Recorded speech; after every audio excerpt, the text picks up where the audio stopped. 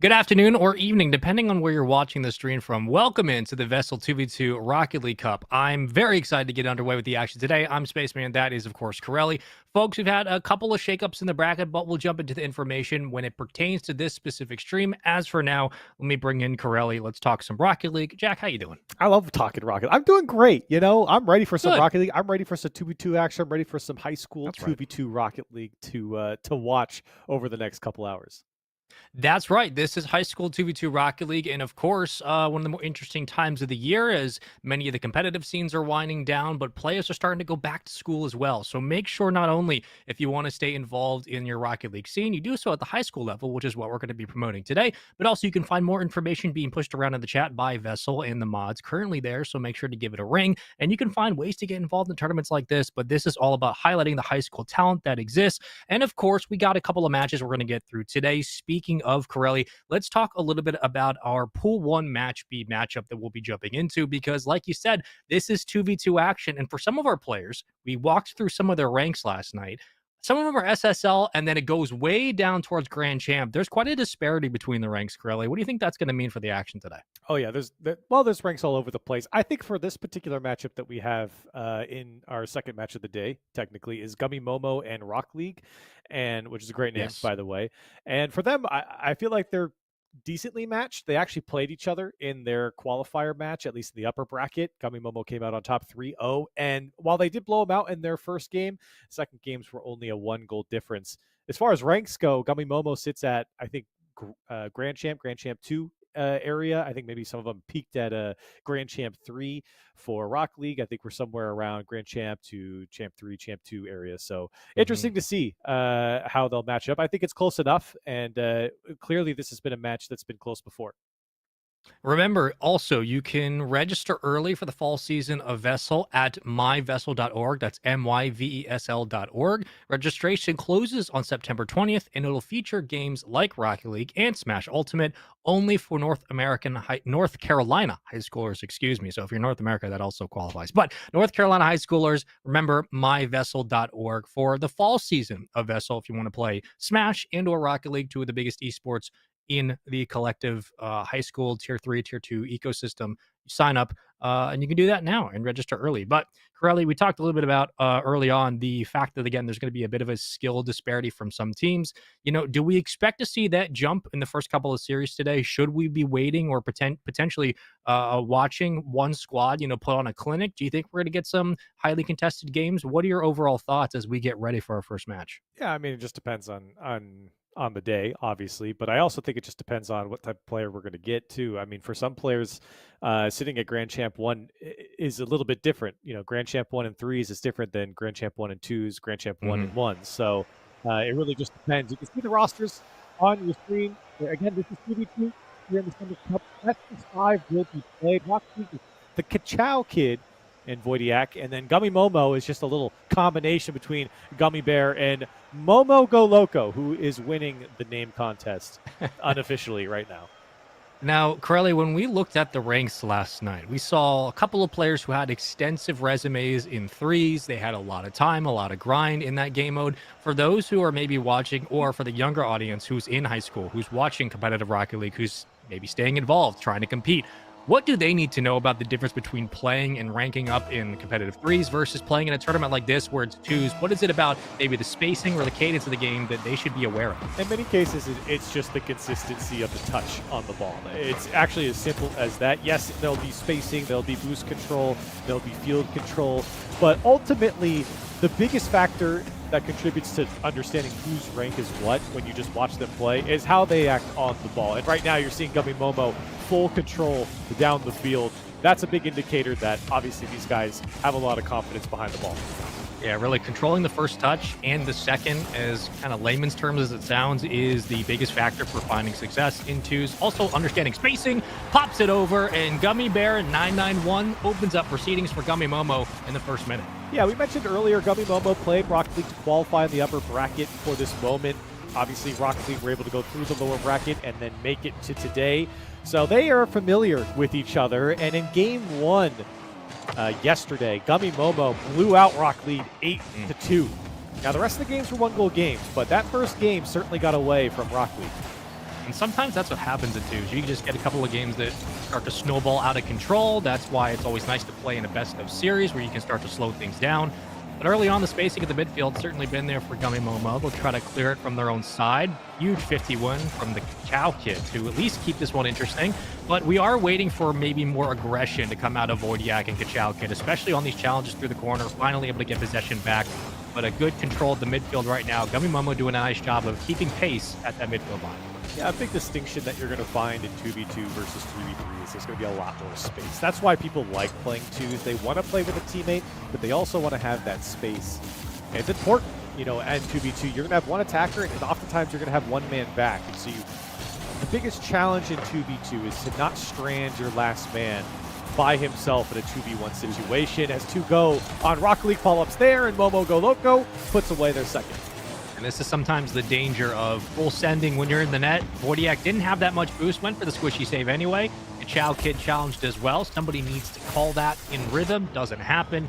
And they will collapse in on the net. Gummy Momo will pick up their second goal in just as much time. So this has been a pretty easy going of things for Gummy Momo to start. They've had kind of their fair share of opportunities through the corner. They've had complete control of the midfield, but you know, Rocket League have kept it close, right? They've been a couple of times on defense where it looked like they were able to wrangle that possession back in. It just came down to really using the space on the counterattack to find some, I guess, respect at the midfield, because right now they're kind of getting bullied through their own side. That's 3 goals very quickly. Yeah, I like what Voidiak's been trying to do, bringing the ball down, move downfield with possession on the dribble. But right now, when you give the possession up to Gummy Momo, a little head fake towards the net.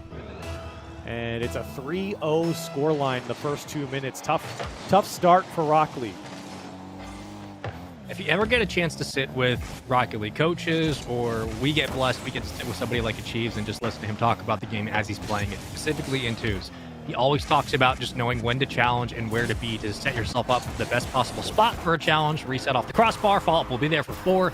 But back to the original point is, not only is it important to work on winning, you know, your first touch and using the space at the midfield for playing twos, but also just working on your challenge game can really set you up for success in this game mode, like we've seen from Gummy Momo doing a nice job, both challenges at the midfield, but also on those 50s. When they win it, they get possession, they control the pace, and everything else just spells out from there. Yeah, and oftentimes, you know, in that situation, on that last goal for Voidiak, if you're sitting on the goal line waiting for something to happen, it's typically never the right play.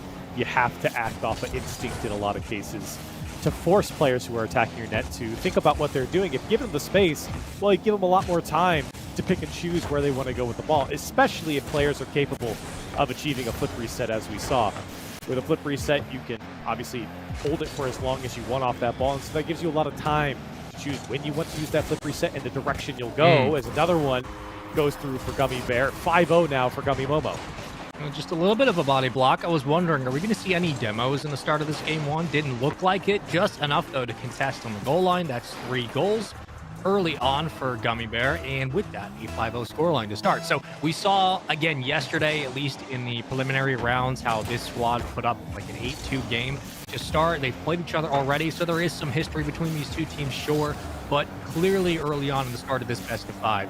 Again, they just complete control of the spacing, especially on these counterattacks. They just understand instinctively where they want to go with the touch, and it's up to the defense to play both reactionary and also try to hold possession. Now, can Voidiak do both? That's the question. Catches it, it's bumped off, and through the midfield. Actually, an opportunity here for Rocket League if they're able to hold on to possession, but not the greatest touch for the corner, and still trying to hold on to the ball. Yeah, but it's the right play for Voidiak, is trying to hold that possession. You're seeing that he does that quite a bit.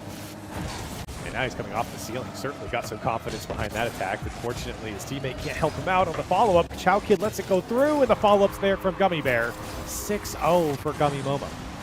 So, going into game 2, this clearly feels like Gummy Momo have complete control of the opening start. For Rocket League, does it need to come down to their challenge game, or is it something a little bit more unintuitive in their approach to offense? What do you see from them that they could potentially fix for game 2 that might find more success? Yeah, I mean, you're finding that Rocket League's beating themselves a lot of times too, right? They're giving up possession for free. That's a great dunk, though, from Voidiak, and that's the type of aggression you're going to need in the solo plays. Call your own number and attack the net. Make the defenders defend, and you see what happens when you do. Finally breaking through, and Rocket League on the board. You just need a little superstar magic sometimes. You need somebody to be a little beast mode. was a little Vitura-esque from the left side of the field. 1v2, nicely done. Wojciak trying to find the second. Actually wins it. Just can't get the angle. Cleared back into the blue half. 1:05 on the clock. You know, you can at least make it interesting and build some momentum for game 2, but already a better sign of things to come in the latter half of this game. Wojciak will track, under 60 to play. It's a 6-1 lead and a very convincing game 1 from Gummy Momo. Yeah, they came out hot, and I think Rocket League has started to figure out the pace at which Gummy Momo's going to play at, and they've adapted quite well. Now they're locking them in. This could be exactly how it went in the qualifier, where Rocket League got blown out in game 1, but then games 2 and 3 were a lot closer. In fact, 1-goal games against Gummy Momo. That might be what's happening here for Rocket League, figuring out their opposition, and they've settled in nicely. Unfortunately, it took them a deficit of 6 goals. A lot of time to make it interesting. Especially now starting to win some of the challenges out in front of those passes. They'll play it back just to kill some time. Go the length of the field, why not? But that's a very convincing game 1 from Gummy Momo. And Rocket League had some signs of life at the end. Got to give him credit where credit is due. 1 for the road, why not? Sneak it under, 7-1, we get the Brazil. And you set yourself up nicely for game 2. Oh, certainly. I mean, for Gummy Momo, there's not too much here to talk about. I think they executed on a lot of their attacks, and Rocket League gave them a lot of space. I mean, it's as simple as that. Too much space for Gummy Momo to work with. And they come out 1-0 in the series so far. You can see the score breakdown. Sometimes you just get these slogs of stretches in offense for one team where they're just beating you down. 5 goals, 2 for Momo Go Loco, 774, over 700 points for both players. 3 assists, 7 shots. I mean, look, I think that's the big takeaway, Carlos. You got 14 shots to 2. It's just any twos game you play, it's pretty impossible to try to make that close if you're giving up that many opportunities, but also not really finding much on the other side.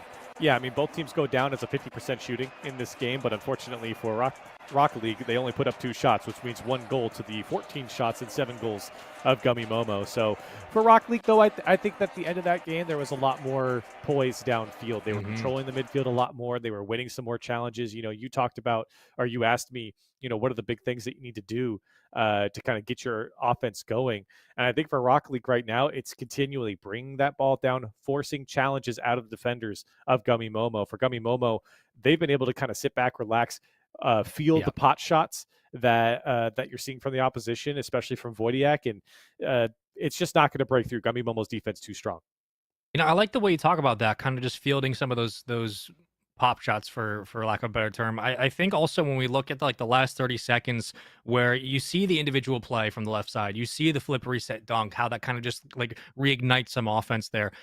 Maybe, you know, there are times where one team's just overwhelming, they're dominating, Gummy Momo being that squad, they just have complete control of the rebounds as well.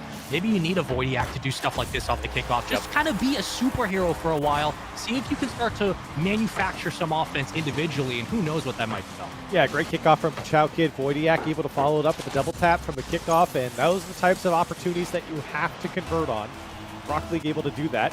And for Gummy Momo, disaster start, at least with comparison to their first game. They find themselves in the hole for the first time.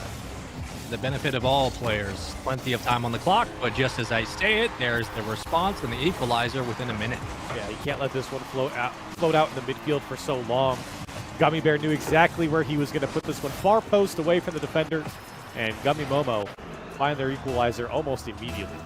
It's fun to watch high school Rocket League specifically, because I can think back to when COVID first started. SSL was not yet a rank, but when we were running high school tournaments at the time, Rocket League was still being introduced to a lot of different areas in the United States, but the level of competition has climbed dramatically in the past 2-3 years. I mean, there was a time where Grand Champ obviously was the big staple. We had diamond players and plat players signing up for tournaments, and it was great. But just the skill level in the past 2 years, Corelli, these players are, you know, coming into these kinds of events as young as they are in these types of tournaments with already a pretty great mechanical background, and they're only going to get better. And as the esport continues to evolve, interesting decision here, as the esport continues to evolve, we're just going to see these players continue just to, you know, up their mechanics, up their understanding of the game. But that long diatribe being what it is, it's a 2-1 game for Rocket. And a little pool shot to cap it off there. A fabled pool shot. You don't see too many of those these days. But you're right. I mean, over the last, especially 4 years with the game going free to play, but of course, just so many resources and so many good players to learn from. The skill level that you're going to see, even from top to bottom, is going to be much, much higher. And let's not get it twisted. You know, Rock League got blown out in game 1, but they are certainly well above the normal population of players when it comes to their rank. Yeah. And Wojciak doing a really nice job of just staying on possession as well after the first touch. Not allowing Gummy Momo to have a lot of these open clears, a lot of this free space that they had in game 1. So already the adjustments have been there, and they're certainly working. Wojciak patiently waiting. Sometimes your teammate gets a little overzealous. I've been there. I'm usually the one knocking Corelli off the ball. Wojciak comes in for the shot. It's a great one at that. Off the crossbar, saved away. Follow-up won't be there, but the attention at that offensive third right now from Rock League is so much better than game 1. This is terrifying for Wojciak. He's left alone backwards, and with Momo Go Loco dribbling down the field, Wojciak, it's tough. Hesitated on the initial, tried to get Momo to bite somewhere before he got too close to net, and when he didn't, Wojciak didn't have much to do. All tied up again. We got ourselves a proper game 2. Let's see how long it goes. Off the kickoff, trying to win the second touch. Going to be there in a perfectly executed kickoff. Momo Go Loco strikes hot. 3:14 on the clock and a lead for Gummy Momo. Yeah, dangerous kickoff. It goes to the opposite side of the man back for Rock League, meaning there's a huge gap in their defense. And Gummy Momo able to jump on top of it. We don't often see too many different strats at this level in 2s for kickoffs, but it's been nice to at least see the understanding, the intuitiveness from some of these strikers. Hey, we have a chance to score here. Just kicks it off the corner. And unfortunately, could have been a 4-2 game, but how will the recovery help spell this counterattack for Rock League? It does seem like a couple of times Kachao Kid's been kind of stuck on position, trying to get both possession, but also set up his teammate. Unfortunately, gets caught out here, loses possession. Gummy Bear just does a 360 and gets the goal. Yeah, Kachao Kid just couldn't get a hold of that ball, and again, left Wojciak in a really tough spot. He gets demoed. It's an open net at that point, and now a 2-goal lead opens up for Gummy Momo, where it's been a little bit of a slow start in game 2 for them. Wojciak has been doing his best to be the tip of the spear of his offense. A huge save comes out from Kachao Kid. Wojciak's got to go big here, and he's lucky to see Gummy Bear kind of float this one well wide of the net. And this is where Kachao Kid's going to make up the most of his bread in these kinds of situations, right? Just get out, win the challenge, stay on the ball and track with it so you can get your teammate back into a position, stay at the net. Wojciak trying to find the clear. Defense still working to get this to the midfield. But having that trust in your teammate to immediately stay on ball, or at least just shadow enough to make the play interesting, where you can really get yourself out of a bad situation. Like here, Chow Kid trying to make it work, actually sets up his teammate perfectly. Wojciak gonna roll it under and kicks it wide.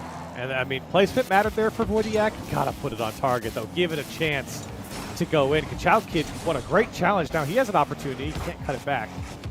But Rock League able to set up their line just a little bit. Unfortunately, Momo Go Loco. Well, he's going loco. To the backboard he goes, and great defense from Wojciak to shut down that attempt. As Gummy Momo, we're looking for their fifth. Chow Kid's starting to feel a little more comfortable in the orange half as well. Was able to meet a couple of passes downfield. One chip through the corner, great save. Kachao Kid rotates back in time. And they're both low on boost. Maybe that's the big takeaway right now, is that defensively they've done a great job, but they're going to have to hold on to that resource as they look for the counterattack.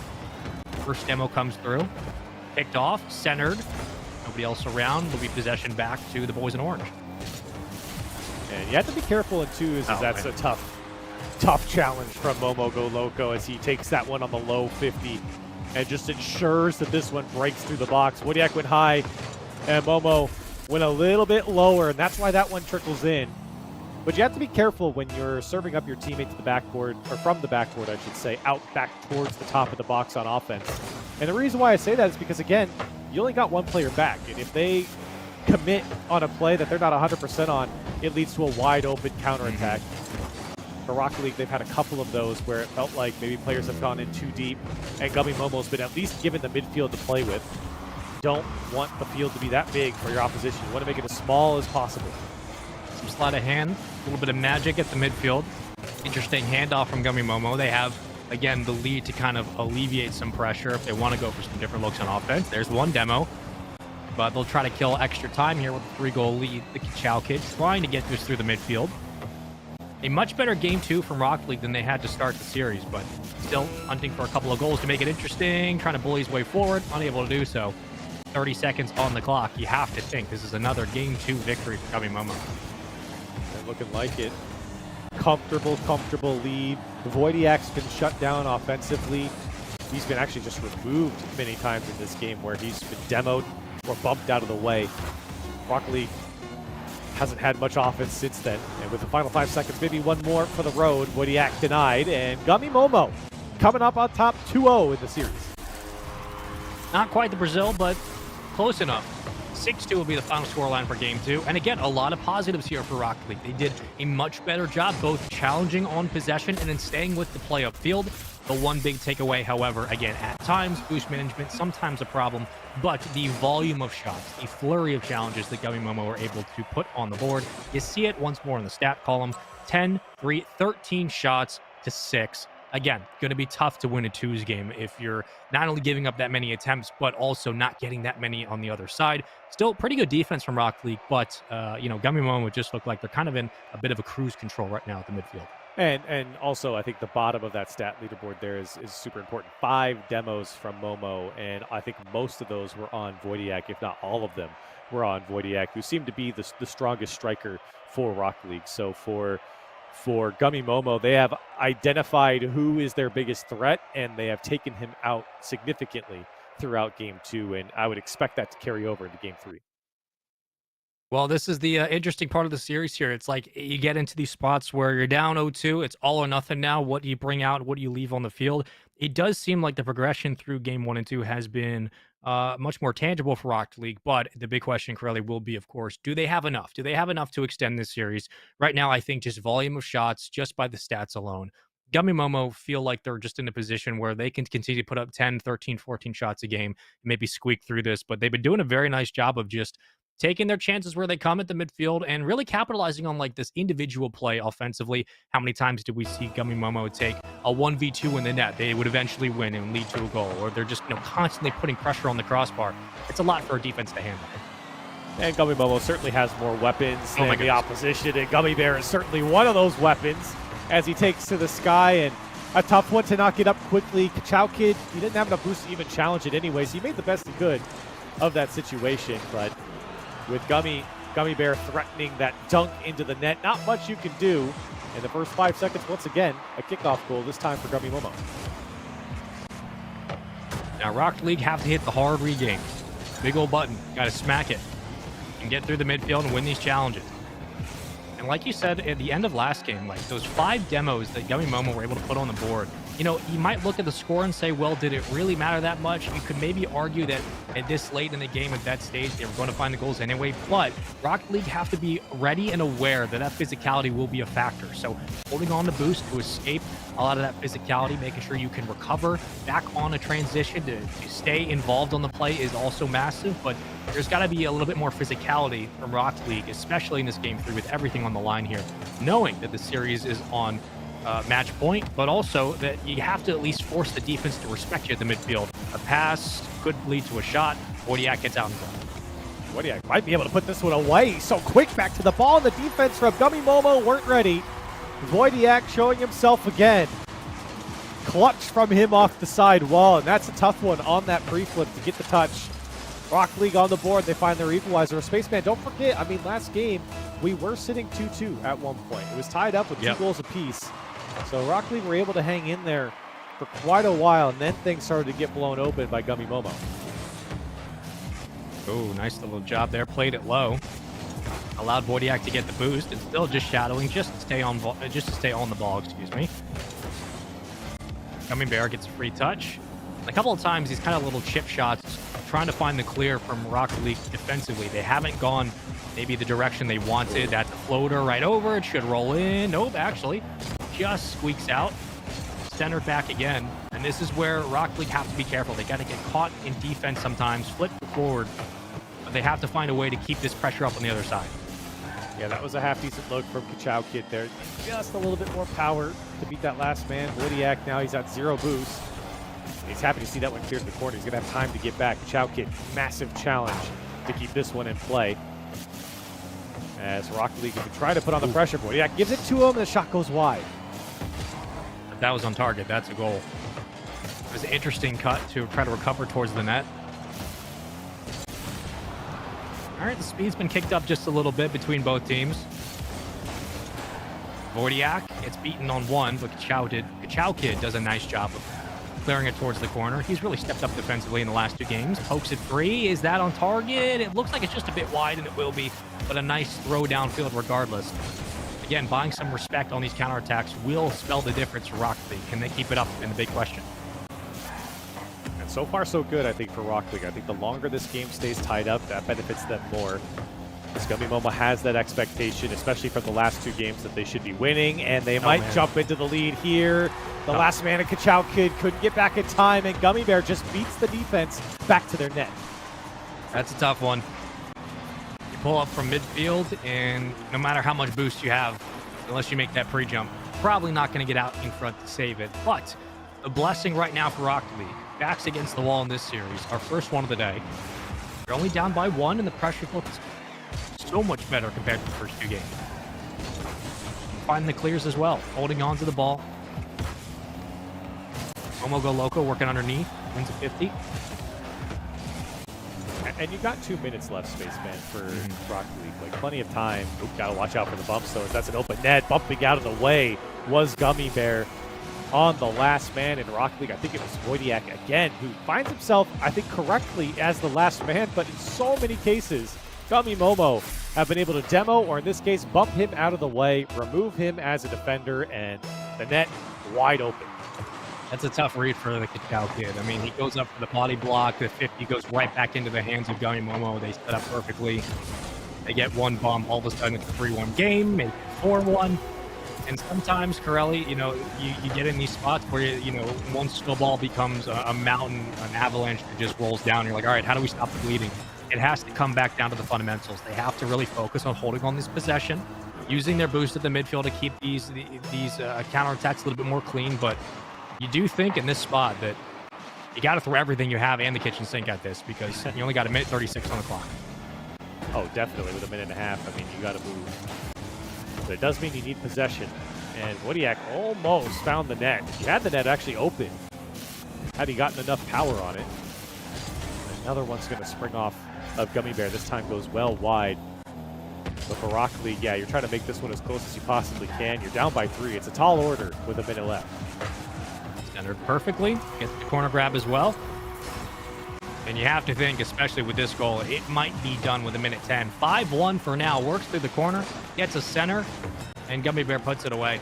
And sometimes that's just how things go. But again, there's still a lot of positives for Rocket League in this matchup. But Gummy Momo, I think, just fundamentally a little bit more sound and a little bit more clean than what really Rocket League could handle in this game. And there's one last thing I also want to talk about defensively is just there are times in this series where Rocket League kind of just slapped the ball out of the counterattack opportunity, or they would just try to immediately go for the clear.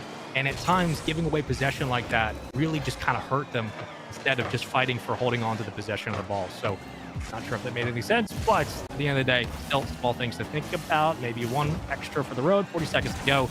Looks like this one is all but done. 5-1 might be the final score, but it's going to be a series win, and a very clean one at that from Gummy Momo. Yeah, in fact, it's a stronger series win than they had the last time they played Rocket League in the qualifiers. I mean, this is multiple goal leads in some of these games. So for Gummy Momo, some confidence, and certainly have downloaded the opposition in Rocket League, and they have proved to be the better team. We talked about consistency, Spaceman, and certainly throughout this game, you've seen consistency from Gummy Momo, both on the ball and off it. And shots like that, that is what we're talking about. 6-1, and a quality shot coming out from Momo. Yeah, this is disgusting. Might be the best shot of the series right here. Oh my goodness.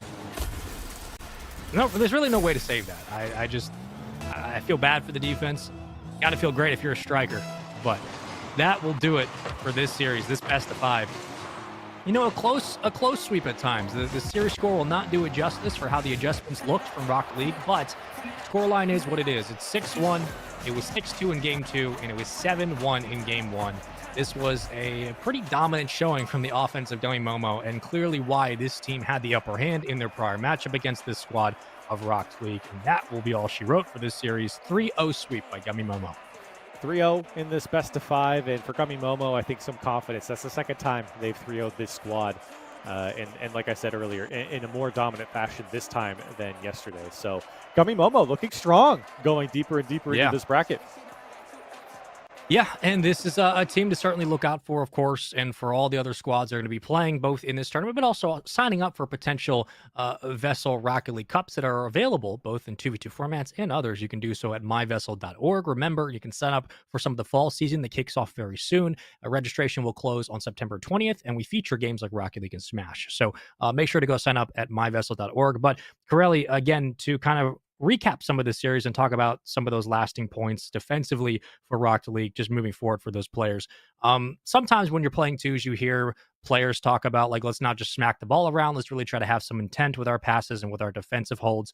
Very much a situation for Rocket League where it felt like defensively there were times where they just wanted to get the ball out of their own zone, maybe try to slow the game down, bring it back down to the ground, focus on holding possession so you're not just giving free touches away to Gummy Momo. And Gummy Momo took all the advantage they wanted and really just put on a clinic offensively. Yeah, I mean, a lot of it came down to the ball being given back to them for free, right? And I think that Wojciech, we talked about it multiple times. I feel like he had the right idea of bringing that ball down, forcing defenders to think, especially if you could beat that first defender, you open up so much space behind them, especially at this level.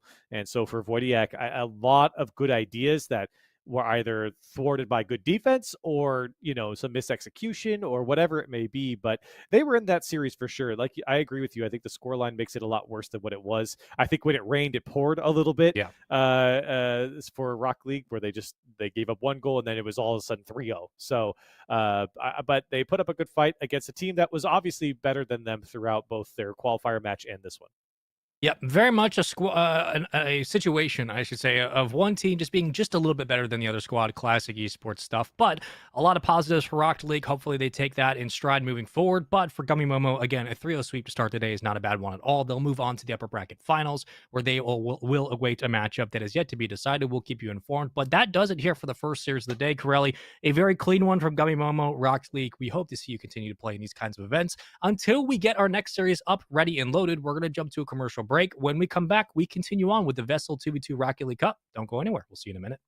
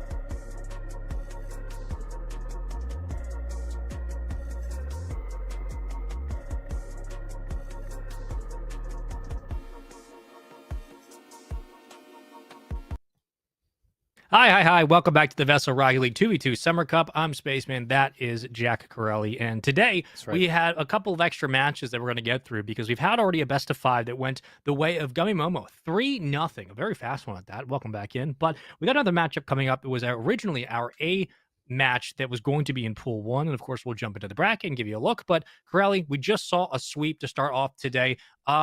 We know there's a skill disparity between a lot of players. There's some that are SSL, there are some that are in Grand Champ, but I think we're going to be seeing maybe an attrition here as the bracket narrows. Better and better players playing against better competition. Hopefully the games are much closer. Here's a look at the bracket. Here's a look at Group A. How you feeling, Crowley? How are things going? Yeah, I mean, that's kind of the hope, right? For the bracket Yeah. and the group. As we go, the players get better, or at least the games get closer. And, like we said, that 3-0 is going to go down as a 3-0, and it was a comfortable 3-0 for Gummy Momo. Let's not get it twisted here, but Rock League certainly played up against them as well as they could. This next matchup, SpongeBob Puzzle and Seekers. I mean, first of all, SpongeBob Puzzle, I don't know. But I've a Puzzle Ball, excuse me, that's their name. I feel like for this matchup, we're going to really see maybe some higher level play. These guys are a little bit higher rated than we saw in the previous game. Apollo, Real Girls, and Seekers, and then Rye for President, and Attila on the SpongeBob Puzzle Ball. Now, Susan, can you tell me what SpongeBob Puzzle Ball is? Oh, you mean like in canon? Is that what you're asking? I don't know. I have no idea, so I'm asking you. I don't even know if it's a thing. I know he had like a lot. I know SpongeBob had a many variety of artifacts in like weird boxes, but I don't even remember if there was ever a puzzle ball. What I do know is that this team is comprised of a couple of different squads. We have 6 Feet and SpongeBob that had to switch some players around for some last minute changes, but they're combining under one team now. Rye for President and Nutella, and Seekers and Paula and Real World are coming in again as another bit of an amalgamation. Just to make sure that the bracket stays even, we get all the players where they're supposed to be. That's the situation here. All going to be a best of 5 today. So for all the matches that you're watching here on mainstream or potentially on our secondary stream available as well over there with Vaudeville and Bass, these are all best of 5s. Tomorrow, Sunday, memory serves, will be all best of 7s, and that'll be our championship today. But our championship day, excuse me. But for now, look, this is one of our original matches we were going to watch today here on the A Stream, Corelli. This is in our group. This was a squad originally, the SpongeBob, who had like a couple of SSLs. I hope that one is still the case, but this is one of the teams that was maybe favorites to win the whole event. Many people had expected on the back end for them to be making the run. Are we going to see the same run here? It's a completely ambiguous question, but what are you thinking? Are they gonna pull it out here? Well, Nutella is SSL, Supersonic Legend, highest rank in the game. So I expect good stuff from him, and well, he'll strike first for SpongeBob Puzzle Ball as they go up 1-0 in the first 3 seconds. It's not a bad start. If you're an SSL, that is the highest you can get to. So for a lot of players who are getting maybe their first taste of some of that higher rank in this tournament, it's quite a jump, Crowley. It's not only just the mental game, but also the mechanics, both in the timing, the rhythm, the spacing, the ability to kind of create off-ball pressure. SSLs are a different breed of gamer, and I expect that to maybe be the difference maker in this series. Oh, definitely. And I don't know what happened on the kickoff there from Impala and Real World. You see a little bit come out from Real World here. Air dribble towards the net. Nutella on the goal line had to make the save. So a great attack from Impala there. But now let's see what Nutella's got. A little pass over to his teammate. Rye for President. Tried to put that one on target. But both teams taking a crack at each other. There was a question or maybe a hypothesis that the Cybertruck would be maybe as effective at scooping as the Dominus would be, but so far all I've really seen is just people going back to the Dominus. So still not sure what the jury will think about the Cybertruck overall, unless the players rocking all available items in the Rocket League shop. You can also support esports teams if you like. But for now, it's been a pretty even game across the board. Outside of the opening kickoff, it's been nice to see that both teams have had their share of opportunities.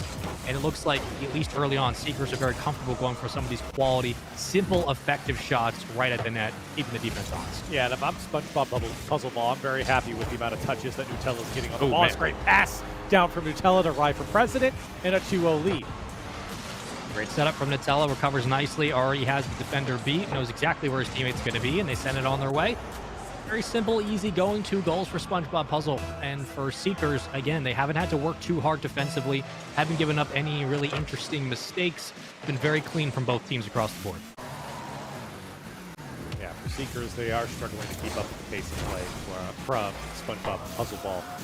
In fact, like I said before, for SpongeBob Puzzle Ball, they're happy that Nutella's getting all those touches. On the other side, for Seekers, way too many opportunities for SpongeBob Puzzle Ball to set things up, and especially when you know, or they should know, how good Nutella's going to be in a game like this. You have to shut him down early. It means sending bodies towards the ball. It means sending players in front of him to ensure that he has to think a little bit extra on where he's going to go. And with all that time bouncing in front of the net, you know he's going to pick a spot, and even with no boost, Nutella's able to break through. This is a tough one here. You have to not only read the bounce. If you're Impala, you don't have a lot of boost here. Wondering, should you challenge? Should you stay? Try to turn your car just a little bit more horizontally to kind of keep pace with the touch as well as the net. Hope your teammate can crash in time. Tough one to read for sure. Real lead. SpongeBob Puzzle Ball doing a very nice job early on. But again, just kind of maintaining rhythm in the blue half. Here's another one. Nutella is off to a hot start with 3 goals on 5 shots. Yeah, 3 for 5 is quite good. He actually gets punched out from the kickoff. It allows him to get that boost, a little pinch shot off the ground. Impala with nothing in the tank. Tough to read from that angle. 4-0 Spaceman here in the first 2 minutes. SpongeBob Puzzle Ball absolutely dominating Seekers right now. Yeah, we had the question, proverbially, would the SSL make the difference? I think the answer's been yes. Again, it's only game 1, still plenty of time in a long series, folks, but so far, conclusive evidence in our sample group. Through the corner, still fighting for the touch. I mean, there have been chances here, Corelli, where it does feel like Seekers are kind of up to the task, right? They've had a lot of creativity offensively. They've had opportunities where they've gone for the kind of those pinching touches off the opposite backboard, but it just hasn't been enough to really slow down those very, very quick and decisive counterattacks from SpongeBob. Well, and they just aren't getting the same amount of opportunity that the SpongeBob Puzzle Ball is. And so for Seekers, sure, they've looked confident when they're on the attack, but that attack has come maybe 3 times in this game, but a big miss off the back wall means Impala's there, and those are the opportunities you absolutely have to convert if you're Seekers. Mistakes off the back wall, and Rival President can't get over that one. It means a free goal for Impala. And you're sending the house with that as well. You're hoping the defender misses. So if you lose that clear, it's a GG's on the counterattack on the other side. Nicely done all the way around. Took advantage of the space. Get back into the game just a little bit. 1 flick over. Never mind. Make it 4 goals on 8 shots per 50% from the field. Good lord. In a 5-1 game. Yeah, really the question is Nutella going to get a 1,000 score or not? That's the real question. He's at 700 and some change right now. So for Seekers, they've got to shut him down. 5-1 is the scoreline, but Nutella is the one who's all over him right now. I'm big on the silver linings here. Hold on, I'll hold that silver lining for a second. I'm still big on the silver linings, being that the game hasn't been that big of a blowout. I know it's 6-1. It has been pretty contested. The defense from Seekers has been pretty good. Their counterattacks have also looked good. But we're starting to see that separation where, again, just I don't think a lot of people truly understand the difference between like high-level Grand Champ and SSL, at least just in pace of play. It is such a large gap that it will show up in the margins like we're seeing now. 6-1 very quickly. Could be another one on the board. Nutella tried to steal it, but, you know, this is the danger of having somebody in that rank in this type of tournament. Oh, definitely. And you're seeing what's happening. We talked about, you know, what's the difference between higher level players versus lower level players. And SSL players that get up to 1900, and then there's even really, I would always say there's another echelon in like the 2K range. The consistency becomes so high, the touch, the pace behind your attack becomes so high, and the decision making becomes so good that it feels like you're playing a bot. You know, it feels like you're playing something that just doesn't make mistakes. And that's the big difference, right? When you move down the ladder of ranks, the amount of mistakes you're going to see starts to inflate, you know, twofold every single rank. But yeah, the opposite is true going back up to the point where players can go a whole game where they don't really make necessarily like a massive mistake to the point where, you know, the opposition is given a free goal. Ooh. I like this opportunity here, and I like this counterattack from Impala. I was thinking, you know, just there, as the skill starts to compound in those higher ranks, especially in the higher arches of the 2K spot, that's where you start to see the viability on the field, the different spots players like to get to. It feels like everything is available to them offensively. But this is the way to kind of respond to that pressure. It's just, look, it doesn't have to be fancy, it doesn't have to be flashy. Clean cut across the board, down the field. find a way just to create some space, flick the ball forward. If you get a goal, reestablish some of that momentum. They're already getting beat to the corner again. Nutella just going to try to set up, maybe roll it through. Looks like it bounces just off, but still, these are, situations where it's just one team slowly starting to wither away and completely control the cadence of this game. And for SpongeBob Puzzle Ball, you have to think that if they're this confident in game one, they're going to keep this aggression going into game two. Oh, definitely. I mean, they're here to win, and despite maybe a couple more goals that could trickle in for Seekers, they're going to get one here. The deficit seems so large; it's going to be tough for them to bring back. They're going to need multiple kickoff goals. That's a great little touch off the backboard. Sets it up perfectly. They've had some success in this game with, again, winning the rebound or taking advantage of the mistake from SpongeBob Puzzle Ball, but the counterweight to that is, of course, SpongeBob Puzzle Ball have outscored their mistakes, and if you do that 99 times in Rocket League, you'll likely win, especially in twos when it's just a flurry of shots, one down the long range, was unable to put it through, 7-3. All proceedings right now will run out the clock, but Corelli, pretty strong game one from SpongeBob Puzzle Ball, and a lot of positives, though, for Seekers, and I expect game two to be, I would hope that it's a little bit more contested, but I don't think we're going to get these, these quick counterattacks from Nutella that just, put up 1,100 points. I think Seekers will do a better job defending. Yeah, you can't let him run amok as he has in game one, so we'll see, like you said, if Seekers can make it up, because I think, they've had a lot of air dribble attacks like that, where they just go headfirst into the net, and that's not a bad thing. Certainly dangerous as they were able to earn 3 goals, but SpongeBob Puzzle Ball comes out on top, and I think in dominating fashion thanks to Nutella. Yeah, 1,200 points will do it. 13 shots, 2 saves, 1 demo, 6 goals. But that's it's again, I'm a shots guy, and you look at just the amount of opportunities, and it's not just that all shots are the same, but the different angles he's taking, whether it's to the corner, from the midfield, off the backboard, just so many different things the defensive Seekers now has to worry about spacing wise that just makes it more difficult to really try to bring this game back down to the ground. But you got to give credit where credit is due. Seekers did a really great job with a lot of their counterattacks of keeping it simple, using their mechanics to get up towards the backboard, take advantage of those rebounds, put something away. They had 8 shots, not a bad game at all. And again, the scoreline doesn't say at times how close it was, but this was the Nutella show. The dude just clinicked everybody. Yeah. I mean, it especially in twos, good players are going to have more agency over a game. If this was 3v3 and it was just Nutella versus, a bunch of Grand Champ 1 players, he might actually blend in a little bit because there's just so many players that are able to break up the play. But because this is 2, we talked about it earlier, there's more space. That means more agency over the ball for players. You're seeing what happens. Nutella can just take over the game. Now, outside of demos, or maybe it is just the physical play, when you're playing twos, from your perspective as somebody who's been playing the game for a long time, who's played it at the high level, who's been, playing twos in these spots where you've had games where you're crushing or games where you're trying to recalibrate, what do you do if you're playing a player who's just kind of taking over, they're finding their spots, they're so quick on the ball? How do you adjust, and what have you seen that's worked out for all these years? Well, certainly don't give up kickoff goals. Or give up kickoff goals. That's painful right off the rip. A little fake kickoff, by the way, too. But the biggest thing, Spaceman, is just take away possession, take away boost. If you take away possession, it means they can't shoot. If you take away the boost, it means they can't control it. So for Seekers, denying boost and denying possession as much as you possibly can, even if it means you don't hold possession, is fine. It's not ideal, but it's fine to slow down a player like Nutella.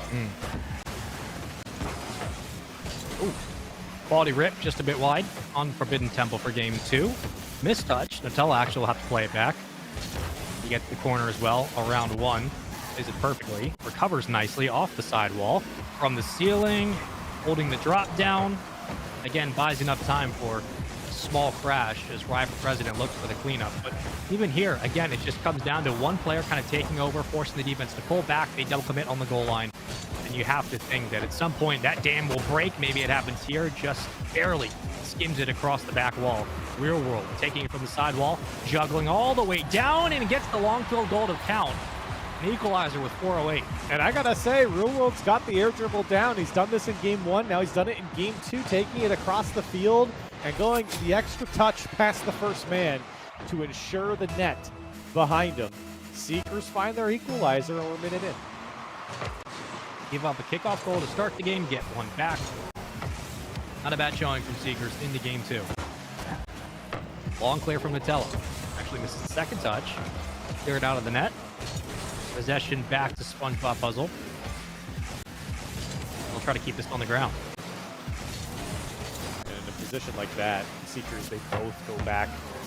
Just give so much space over to SpongeBob Puzzle Ball. Especially if you don't know the boost totals on a player, it just means they're able to pick up pads, and then they become a lot more dangerous, and then they have possession. So it's just, you know, it's a snowballing effect. Give them that space. At least send one person to deny that space. Some good air dribbles and some good control from Seekers, and a quality challenge means they're able to at least hold it in an attacking third, although maybe not for long, as Nutella couldn't connect. That's the danger of Seekers defensively. When they start to chase, they leave up so much space in the midfield for a pass that just breaks down the defense. If that's on target, it's a 2-1 game.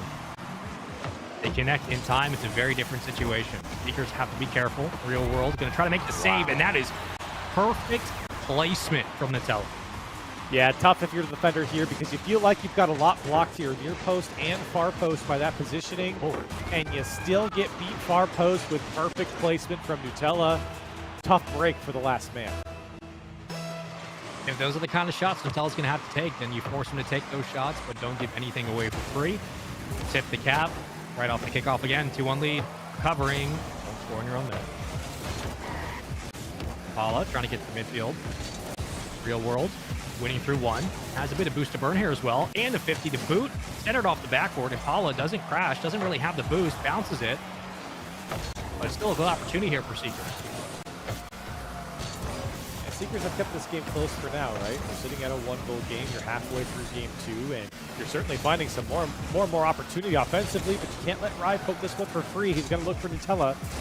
If he can find him, he does get a little extra touch, but it's tough for Nutella to deal with. And now the break's on for Seekers. Maybe an opportunity for their equalizer. A good bump will do, and Impala will find it. Those are the gimme goals you can't lose. You have to put it away. A huge win. Impala recovers nicely as well. I mean, that's just tough to do in transition. Does it perfectly, understands the assignment and the opportunity to tie up this game, and does so.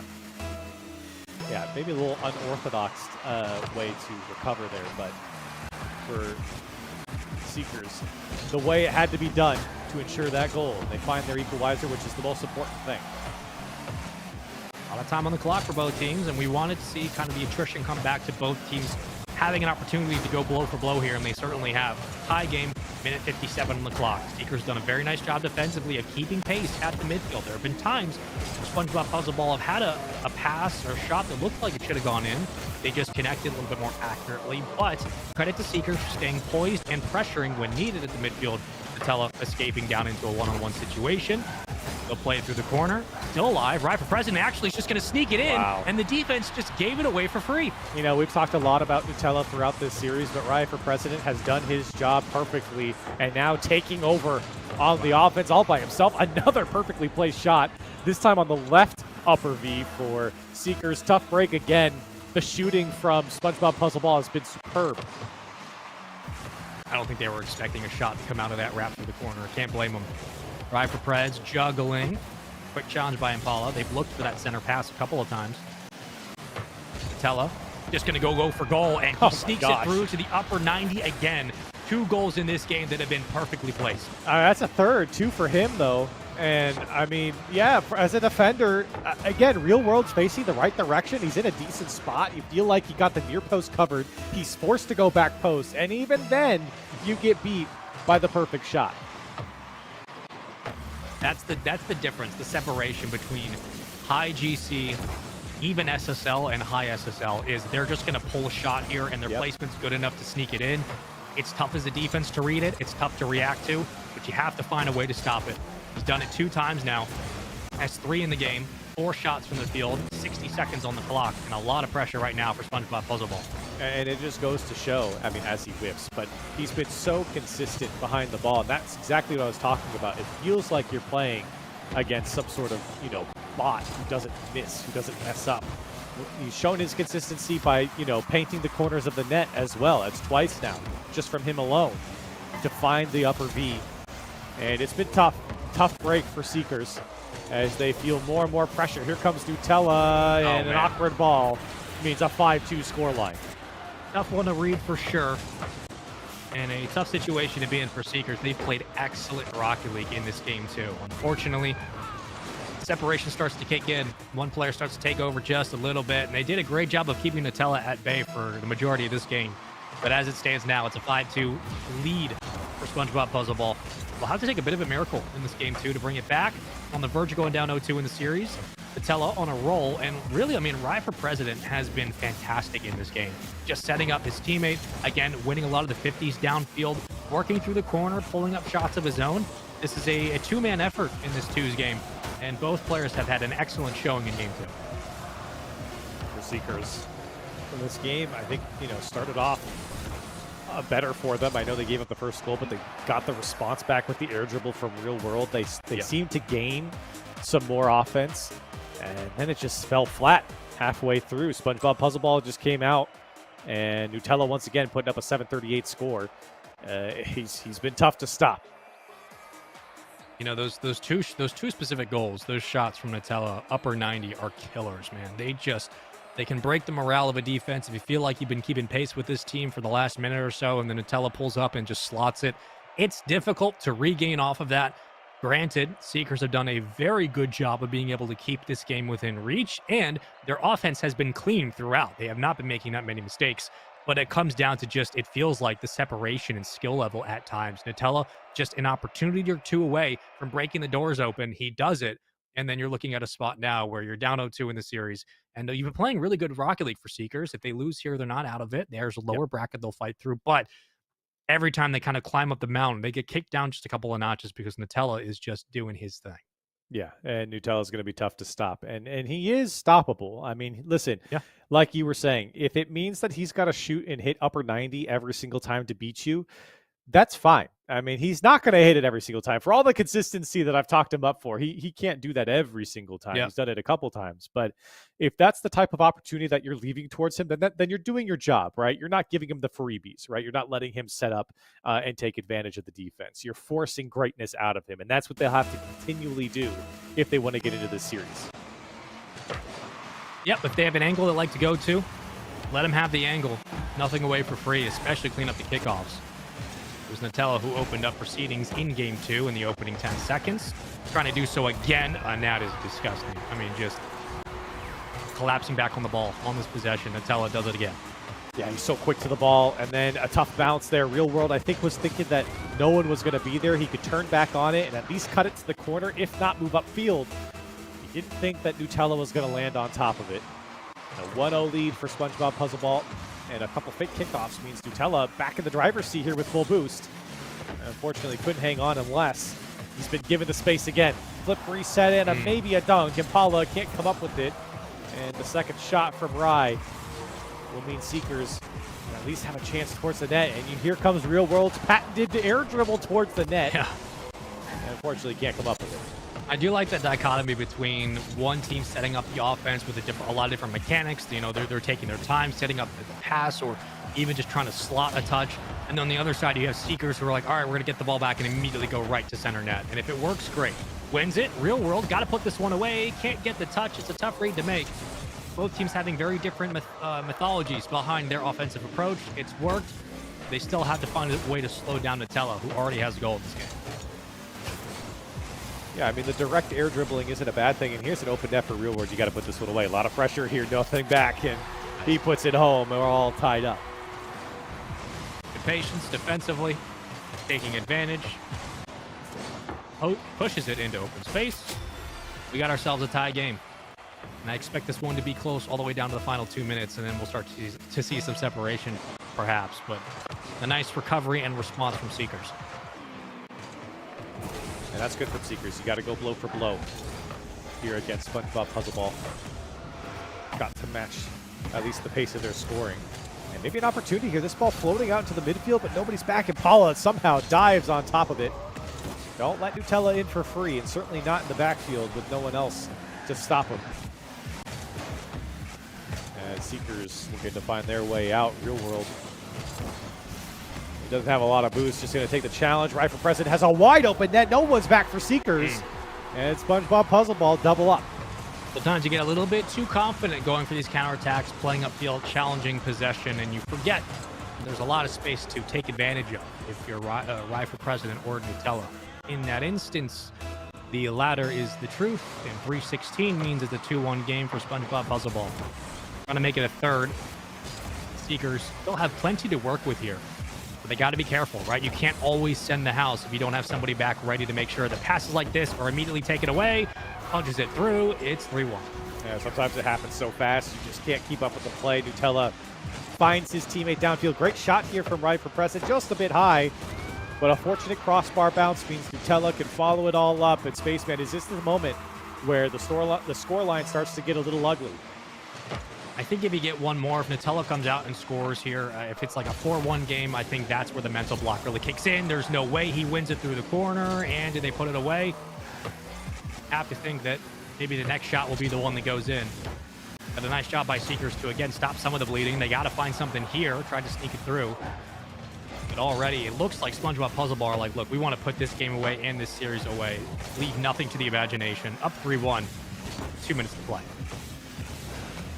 Yeah, you've got half a game left. And Seekers are finding some control in the final third, but they're not getting that shot off. And now here comes Nutella, who's looking to slice and dice through. Great block from Real World. Can they transition this into an attack? It's weak, and in fact, the net was open for Real World. I don't think he realized it. And a shot from Impalo goes well wide. Follow up here. Taking their time on this one. You have to think, I mean, you have a lot of boost here for Real World. Not sure if you needed to wait for that 50 to come through. Now you're just fighting for possession. Seems like at times, just offensively, Seekers a little bit too hesitant to go for a challenge. There was an opportunity there for them to at least put another shot on the net before they eventually lost the 50. And they'll play it between both defenders on the opposite side. Rye for President sneaks it under, and that might be the one. Yeah, well shot from Rye for President from the logo as well. And the in and out save from Real World, it's cute, but it's not what the doctor ordered there. Unfortunately, that shot was perfectly placed down and away.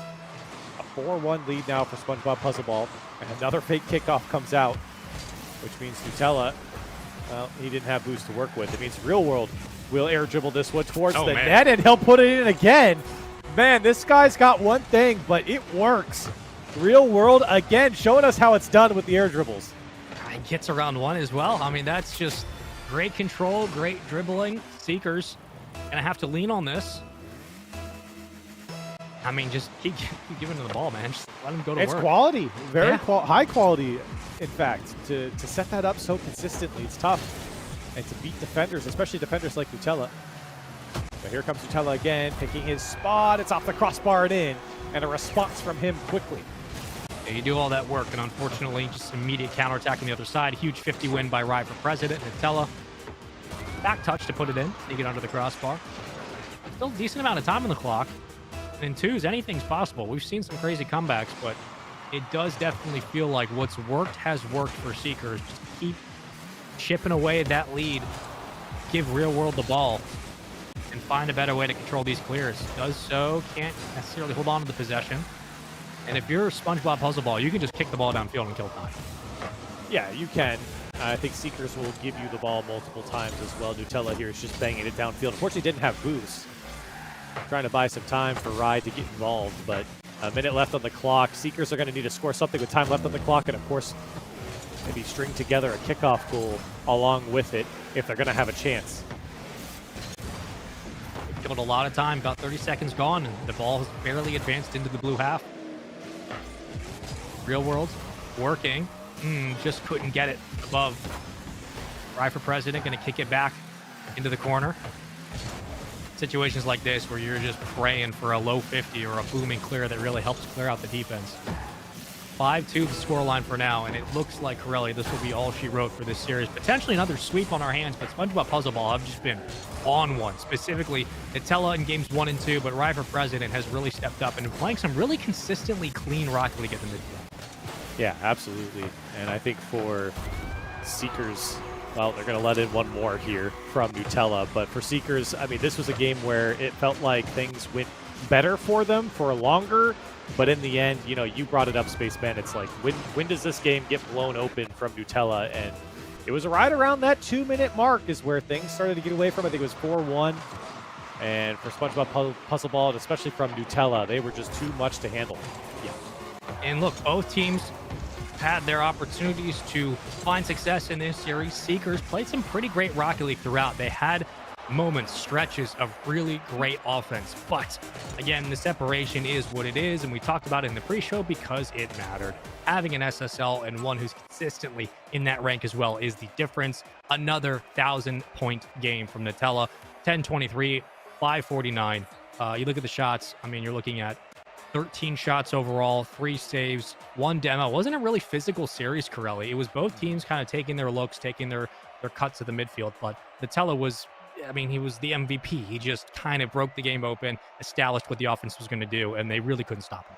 Yeah, you didn't really need the demo game. Nutella was so surgical on his attack, and I think that he Yep. did a good job of getting Rye for president involved as well. Rye had a great game, especially in this last game. Not that he's been playing poorly, but this last game, I thought he was really involved on the offense a lot more, and you could see that he had his own agenda on offense, especially in game 2 where he scored that goal across the net to the top left. So, them together, Nutella and Rye for president, they are a duo right now, and certainly the best one we've seen. Yeah, for the matches we've had so far today, they look like one of the bigger duos to beat for sure. We're 2 series down. We've got 2 sweeps already. Let's take a quick gander over at the bracket because we have some updates we want to run through. We got SpongeBob Puzzle Ball going up against Gummy Momo, the 2 teams we've seen so far going into the upper bracket final. Of course, we'll have that next. Seekers versus Rocket League. Again, if you lose here, you still have a second chance, but now we can start to talk a little bit more about the foundation of this bracket. Corelli, it does feel like Seekers are maybe the better team in that lower final against Rocket League just by skill alone, or at least what the offenses were showing. Seekers, I mean, you play in a series, even though it was a sweep against SpongeBob Puzzle Ball, they put up a hell of a fight. You got to think their chances are pretty good in that lower final. Yeah, and I think what's crucial to point out here is that upper bracket final, nobody really moves down to the lower bracket. Whoever loses, both teams go to the final bracket. It's that lower bracket final. Only one team's coming out there, Seekers and Rocket League. One of those teams are going home today. That's the big thing. One of these teams will be going home, but for everybody else, if you made it to the winner's side, at least through the winner's finals, you're guaranteed to qualify for playoffs tomorrow. All matches tomorrow, by the way, folks, are going to be best of 7. So if you're tuning in today and you want more Rocket League action, which you should, make sure you tune in tomorrow as well for longer games and longer series. And we expect to see better and better in Rocket League as this tournament goes on. By the way, we have some other preseason events happening. We have a $7,000 Smash Ultimate Draft Clash featuring pro players drafting from VESL students in a 4v4 crew battle event. That event is September 13th through the 15th, and you can register in the VGC Discord. We already have ESAM, Zap, Mr. E, and Anarchy as captains.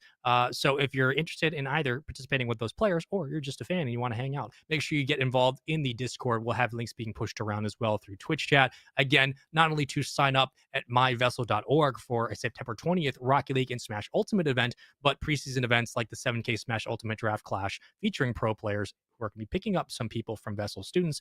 In 4v4s, you can get involved with all that information being available, both being pushed around in Twitch chat and the Discord. If you want to sign up, go find those 2 links. We'll keep you updated with all that info. Corelli, final thoughts on that series. 2 series up, 2 down, all sweeps, but SpongeBob Puzzle, the team to beat, yes, yay or nay?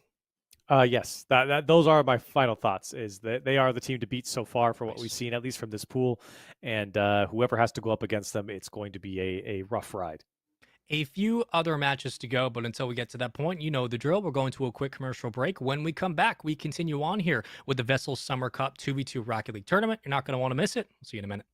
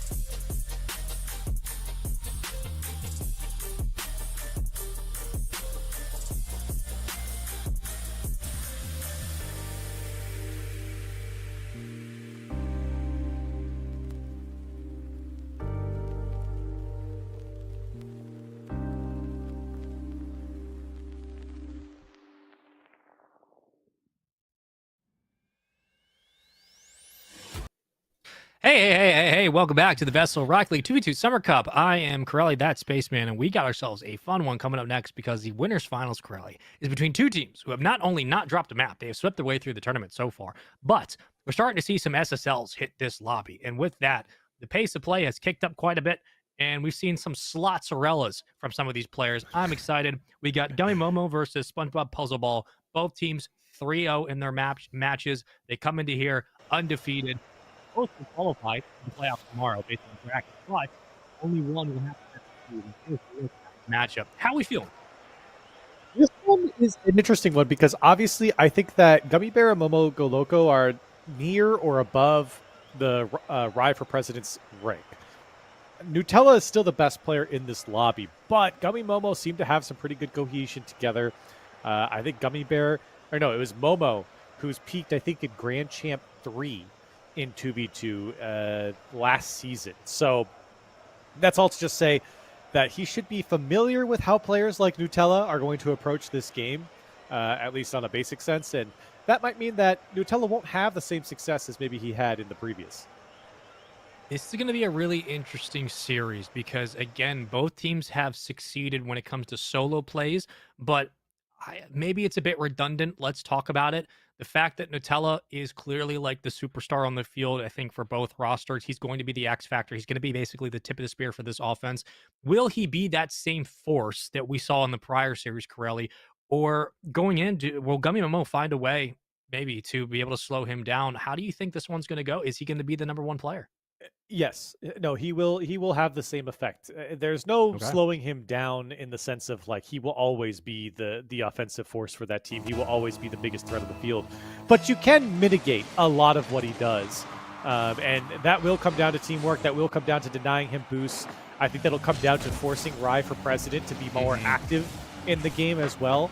Take advantage of him clearly not being, what Nutella is. I mean, he's been great, don't get me wrong, but that's what I would say if I'm on the Gummy Momo side, and you certainly don't want to dive in. I asked for Ryan for President to step up, and here he is right off the rip.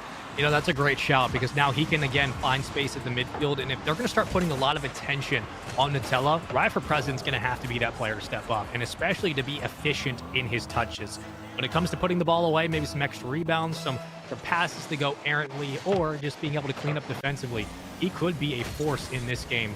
As Nutella will recover from his own teammate, but I'm very interested to see how the pace of play will change in the midfield because both teams are so good and clean to being able to take some of the early touches up without much contest. Even there, kicking it off the off the post, and eventually it sneaks through as Momo Go Local will score. We have ourselves an equalized game with 4:24. And Gummy Momo is a little bit of a different beast than the previous Seeker scheme that we saw. There's follow-up there from Gummy Momo. There was a great attack from the individual play from Gummy Momo. So for SpongeBob Puzzle Ball, I think there is going to be a little bit of them having to adapt to the opposition, who I think is a lot more coordinated in their attack. Ooh, that's actually a great touch. I was curious if we're going to see any different strats from the kickoffs.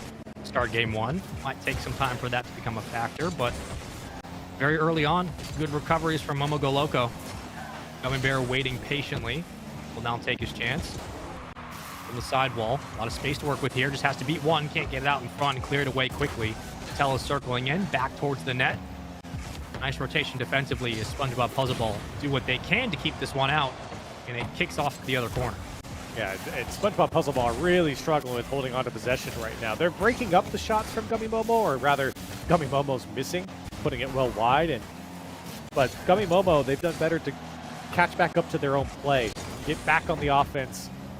And I think SpongeBob Puzzle Ball have really struggled to, again, I think kind of catch up to the pace at which Gummy Momo want to play at.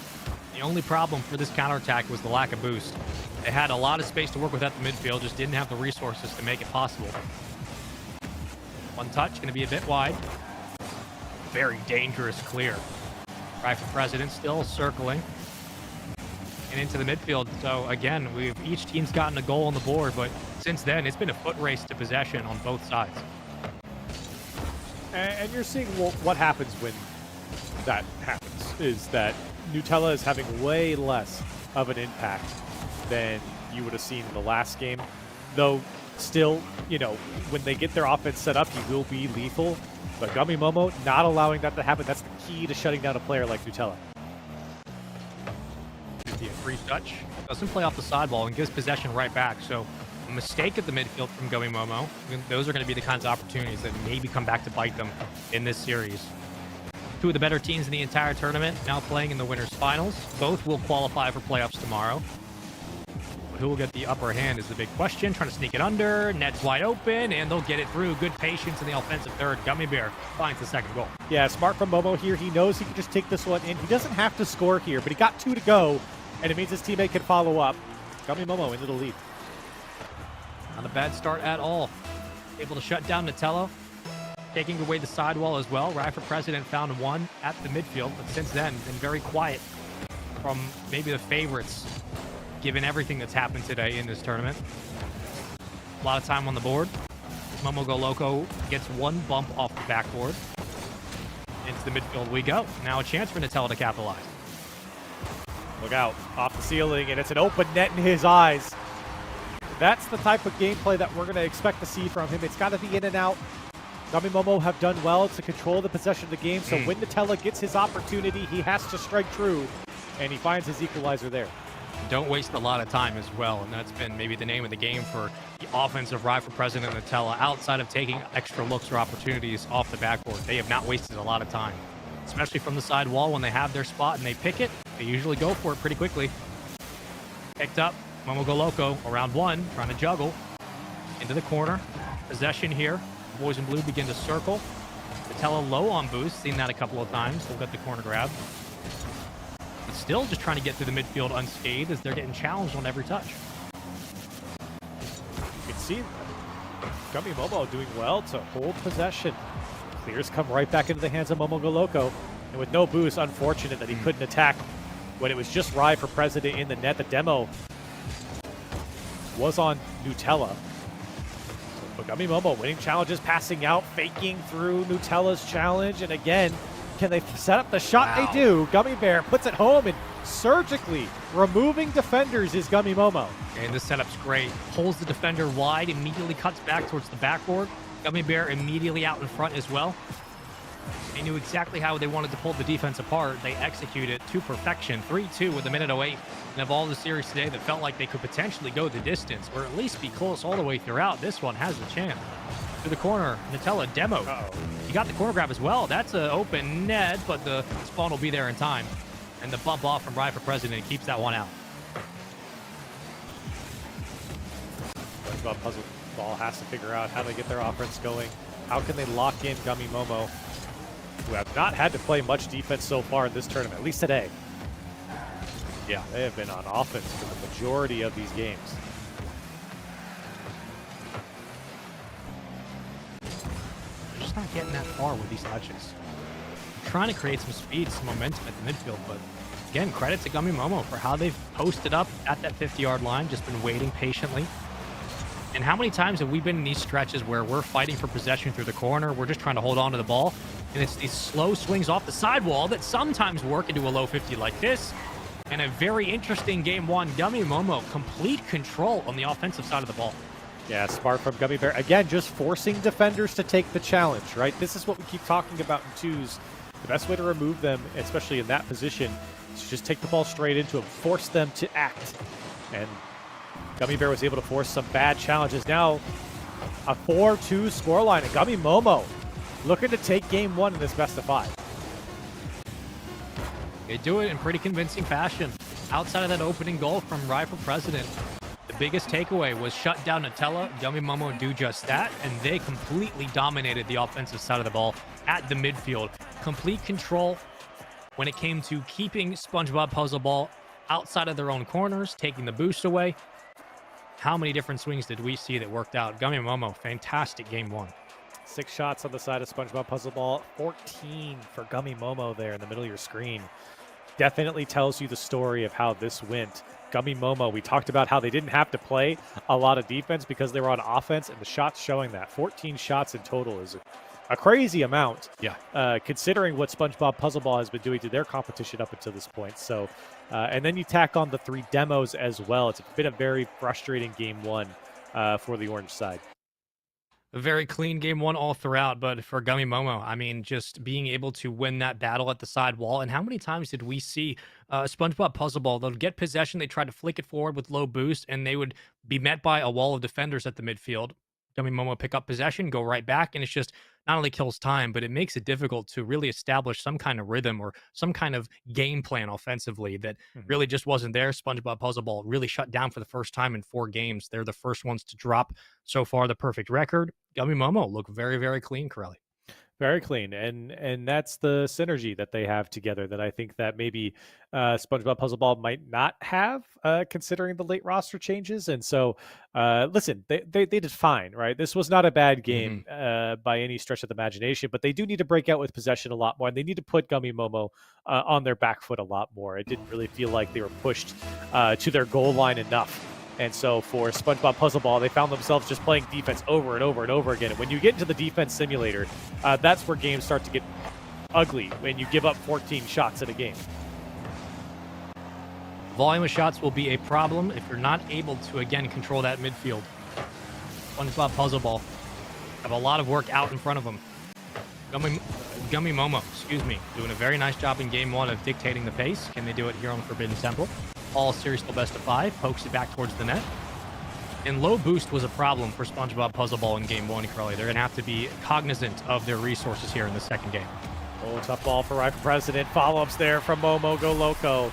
And Gummy Momo right back into just the onslaught of offense that we saw in game one. It carries over into game two. Momentum continues. A 1-0 lead. And pressure. Back at the midfield off the kickoff. A win by the boys in blue. Momo Go Loco through the corners. Going to get the corner grab as well. A lot of boost in the tank to work with, but they give away possession. Right for President pokes it downfield off the back wall. And it will just get out in front of the net. Through the midfield we go again. Those are the type of attacks that I think SpongeBob Puzzle Ball have to keep going if they're going to win this series. You get Gummy Momo backed up all the way to their goal line, and then you just let him out for free. And now 1v1 opportunity for Gummy Bear. Tried to get the mind game over Ride for President. Doesn't work. He's not falling for it. And now you see if Nutella can get involved, who, well, he's going to score right there. I thought that one was backboard space, I'm not going to lie. And, well, he certainly got involved. Mm-hmm. Yep, just seemed like it was just a little bit too much of a floater, but hey, it sneaks under. Oh, it did. And Nutella, at times, has just been able to, again, have the right touch. And that's, again, why he's been so consistent at the SSL rank. Gonna need more of that. Oh, hey. Perfect placement. 2-1 game. Yeah, I think Rye just missed the kickoff here. And Momo recognized it as he went into his flip. Yeah, he knew he was way off. So Momo just drives into it, and you can chip over that cheater in the middle of the field in Nutella. He's caught in no man's land. He can't get up quick enough because it comes too fast. And Rye for President really put Nutella in a tough spot. And unfortunate, they get their equalizer, and then they're right back in the hole. You know, there are times where teams or players kind of play up to the competition or down to the level of the people they're playing against. There's the third. And, you know, we didn't see this kind of consistency of offense for Gummy Momo going back to the Rocket League matchup. Like, yeah, they played great. They swept through, but there was more kind of downtime for this team. It seems like in this series, they might have just understood we're playing in SSL. We got to pick up the pace. And they have been so efficient and clean on all of their touches and really not wasting a lot of time going for these clears. I mean, that's 3 goals back to back to back in 6 seconds. Yeah, and 4 of them, well, actually all 4 of them on Momo. This time off the kickoff again. He's not the one to follow up on the kick, or he's the one to follow up, not take it. And perfect placement matters. You're at 3 minutes and 24 seconds with a 3-goal lead. Gummy Momo looking strong. They're not slowing down. That's the scary thing. After game one, they've only gotten better, more efficient. In the midfield, lower and boost. Nutella kicked off the play. Management has been a problem for Nutella and Rye for President. They've just been starved, it seems like, for 6 minutes now. Almost a fifth. But, okay, what do you do in this spot now? You're losing the corner grabs. You're not able to clear the ball effectively. You're giving up a lot of really, really just head-scratching goals on the kickoffs. How do you break out of this grind if you're SpongeBob Puzzle Ball? What do you need to do? Pick up your pads, and when your corners spawn, you got to pick them up. That's another corner taken away. And you are given kind of a gift here from Gummy Bear. He gave it up to Rye. But Momo, he's got a little bit of boost. Flip reset. No, just takes it all the way. Nutella can't make the save. And Momo, his 5th goal on 7 shots by himself, is running away with this game. You got a lot of time. You got half a game of Rocket League to play, but something has to change. Well, it just feels like Gummy Momo's just going to get more goals. Yeah. You got to start somewhere. Start to the corner. Rye's able to clear a big one of that. You'll kill some time and allow for Gummy Momo to take their chance on a 1-on-2. Finally, a little bit of pressure, but certainly not enough to keep this offense at bay.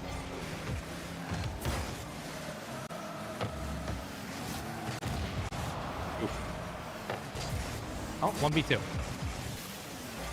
And unfortunate that Rye side flips there. Nutella has had no impact on this game in game 2. I don't know if it's just because he hasn't had the boost to do so, or if he feels like he can't leave Rye back alone by himself. But Nutella himself is not really coming up with any of these touches. And with low boost, he's got 1 pad to his name. Wants to take it himself now, but gets a poor flick. And Rye in a tough spot, 2v1, getting chased into his corner, and he does make the save.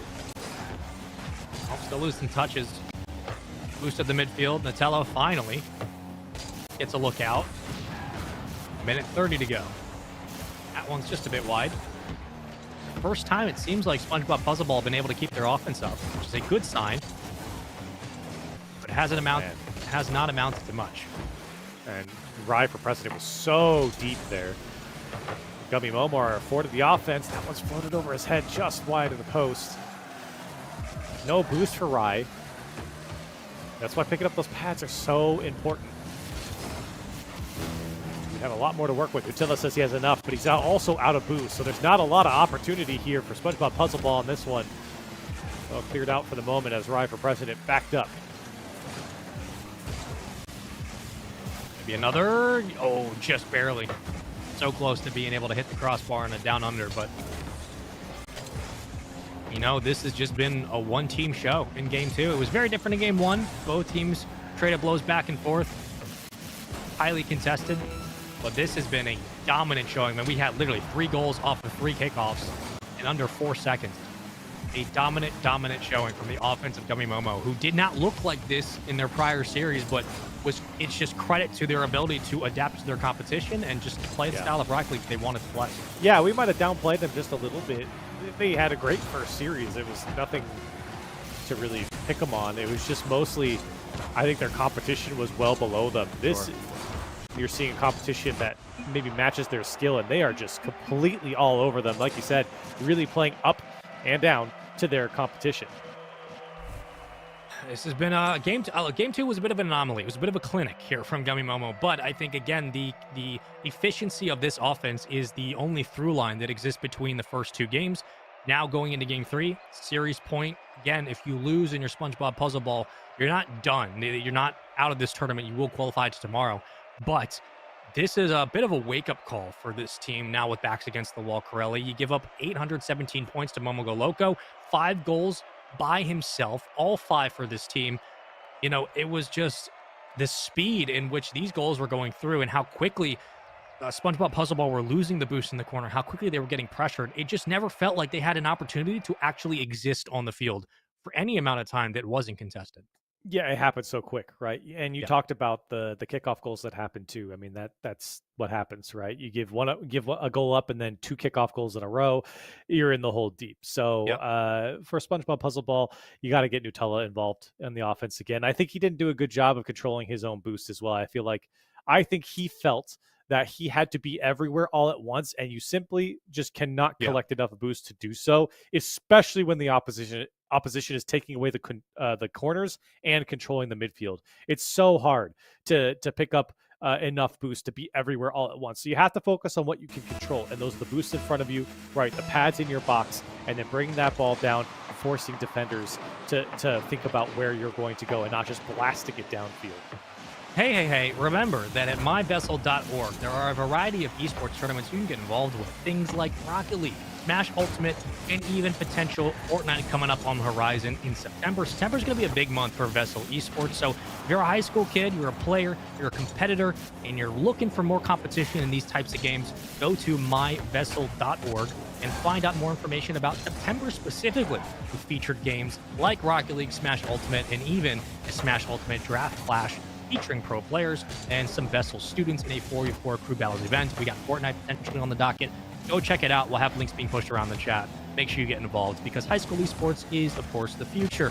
And look, these are players who are going to start making their names in tournaments like this. They're going to start putting up some results as well.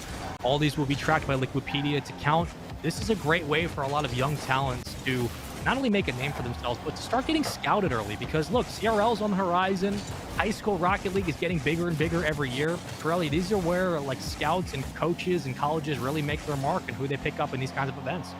Oh my gosh, what a mind game from Gummy Bear. Hold that thought space, man. He just brought this one down and just embarrassed Nutella. I mean, he's in a tough spot. In fact, he didn't really mind game him. Nutella was just in a tough spot to get after that one, and Gummy Bear cuts it across. But you're right. I mean, high school esports is certainly the future when it comes to the pipeline into collegiate esports. And I think that's where maybe most players are looking at outside of, you know, being a professional player. There's opportunities to be part of a league and to compete without having to be pro too. And hey, if some of these guys go pro, great, more power to them. But there's a lot of opportunity to compete, represent a school, represent a team, an organization. Wow. And Gummy Bear and Gummy Momo certainly representing themselves quite nicely right now. And just the squad that just feels and looks like they're on a different level compared to that first series. Again, they played fantastic against Rocket League. They looked really, really clean. But the series was a bit of a slower paced affair. This one, not so much. They have completely, just absolutely dominated the line of scrimmage, if we're going to pull something out, for this entire series. They've just controlled the midfield. They've controlled the boost in the corners. They're getting demos now as they rotate towards the goal line. They've already killed 2 minutes off the clock, trying to float one more under. Finally, for the first time defensively, SpongeBob Puzzleball have had some boost to be able to try to clear this ball away. They're still not getting the possession. It's a 2-0 lead, and it feels like it just doesn't stop. Yeah, Gummy Momo, like we said, they have that kind of onslaught offense where it just seems unrelenting. And even to your backboard, got to keep it clean, and Nutella at least does get the touch. I think Momo purposely let this one go, but could not get the following touch. And this is where SpongeBob Puzzleball have to lock him in.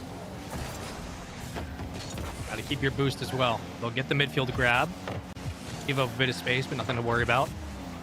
Win 150 on the ground, following up. Try for President, trying to keep it, looking for the pass. Has it, tries to bait, just can't get the mind game to work. I like the idea, but maybe also could have looked towards your teammate in that position, almost snuck it through. Gummy Bear has been the X factor when we looked at in the last series for Nutella being that X star, that MVP player. That has been Gummy Bear in this series. I mean, just every single touch has been ridiculous. Tough to say. I mean, Momo just a couple games ago had 5 goals. You're right. So Sorry. Yeah.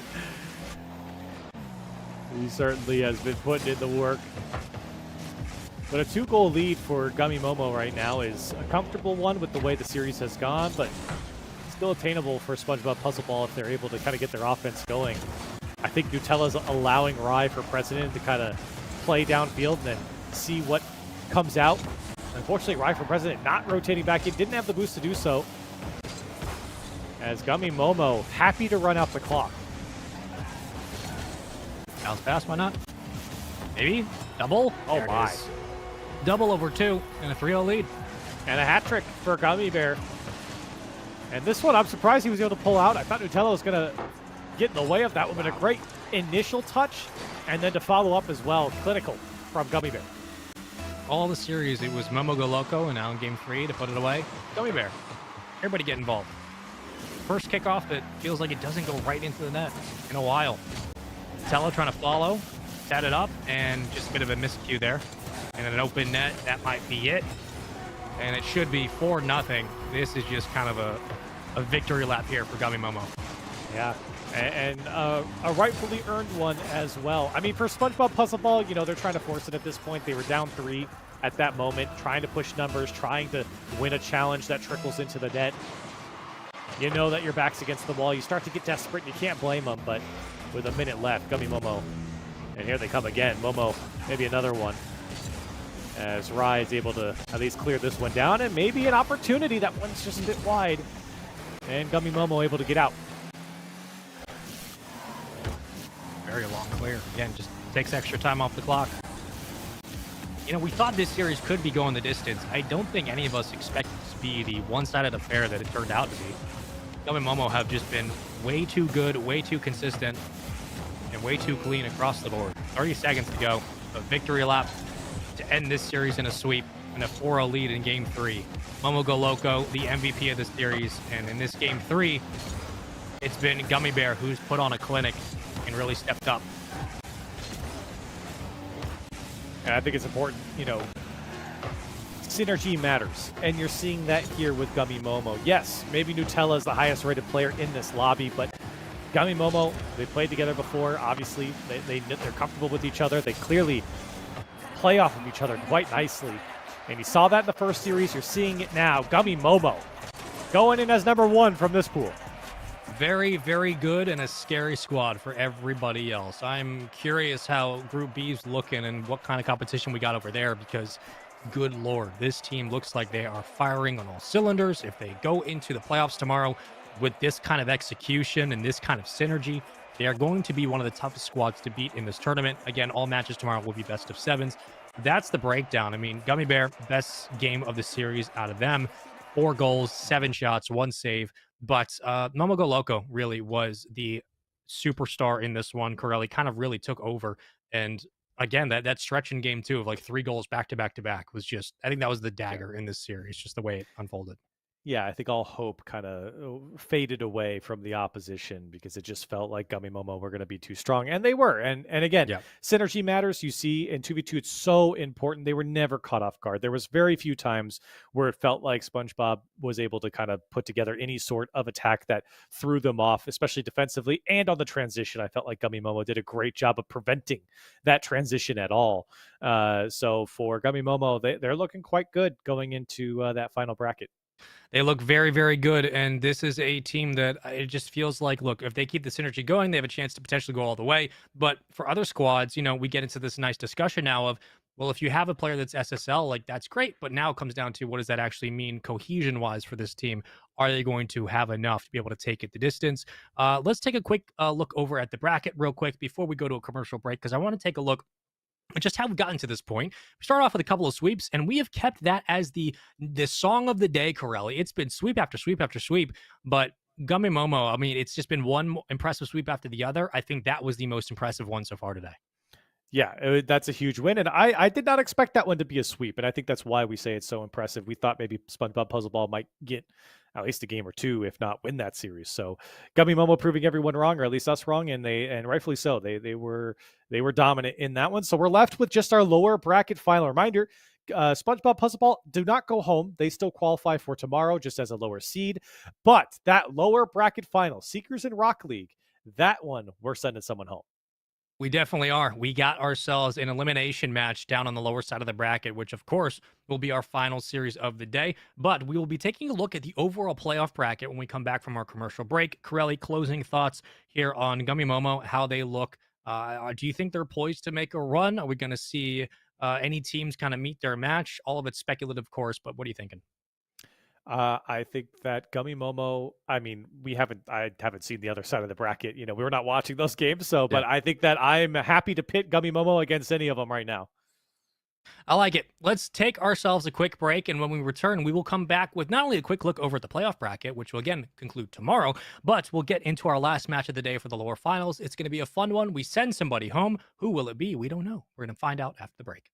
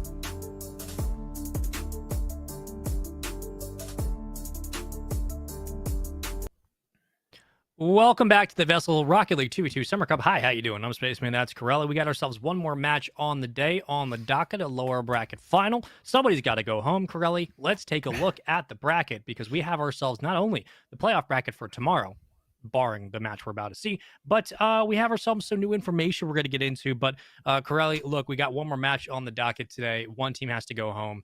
So far, it's been blowouts, though. We've had 3-0s all day. Did we get ourselves a longer series? That's the question. We might get 4 in this one. Seekers and Rock League there at the bottom of your screen is the one we're looking at. As you can see, we've been 3-0s across the board, left and right, up and down, and now down in the lower bracket.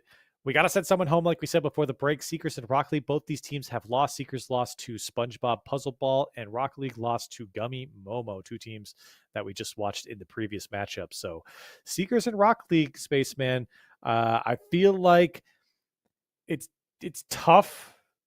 It's tough to break this one down because I feel like they both got smashed so hard that it was hard to really gauge how good they were going to be. So that's what makes this matchup kind of exciting, is we get to finally see what is it that these guys are really bringing to the table. Well, Seekers, I mean, just by recency bias, I guess, Seekers looked like they played a little bit closer against SpongeBob Puzzle Ball than what we saw Rock League do against Gummy Momo. But Gummy Momo just proved that they might be the best team on this side of the bracket all of a sudden. So I don't really know how these predictions are going to go. Luckily, I don't have to worry too much because we also have Group B that's happening on the other side of things over with Bass and Vaudeville. But I believe we also have, here we go, our bracket of Group B. We have a couple of sweeps. Finally, a Game 4 from Night Court at 2,500. It goes 3-1. Hitball takes it. However, both teams will qualify. We Eat Food versus GEC High School will be playing in the lower bracket final. But Corelli, the takeaway again is that we are seeing a lot of teams kind of come in, do what they have to do, move out in a 3-0 fashion, and we probably won't see many games 4 and 5s until tomorrow, where we're guaranteed a longer series. Yeah, best of sevens tomorrow. Reminder, this last game that you're going to see here today is a best of 5. So we eat food. I like that name. We all eat food. Talking about the matchup just a little bit more, we have seen Rock League. Obviously, we see both Rock League, Cow Kid, and Boydiak, and then for president. Right? Yeah, it should be a different squad. But I think the takeaway is, well, the one thing to kind of talk about is that when we looked over at Seekers earlier, it was both players were involved in the offense for the majority of their series, right? Still a 3-0 sweep. It's tough to kind of gauge, right, how this is going to look in a lower bracket elimination match. But I think the big takeaway still is that when we look at Seekers, they played, SpongeBob Puzzle Ball, barring the last series, pretty close, even though it was a 3-0. So I have to give them some credit there, the fact that they were kind of active in the series throughout. But it's still, for Rock League, it felt like there were times where the offense was very much reliant upon Boydiak taking solo plays, initiatives upfield. And then outside of that, we were waiting for a little bit more cohesion defensively. I guess my main point being, we need to see Rock League do more with both players together than just relying on Boydiak to take these ISO challenges up.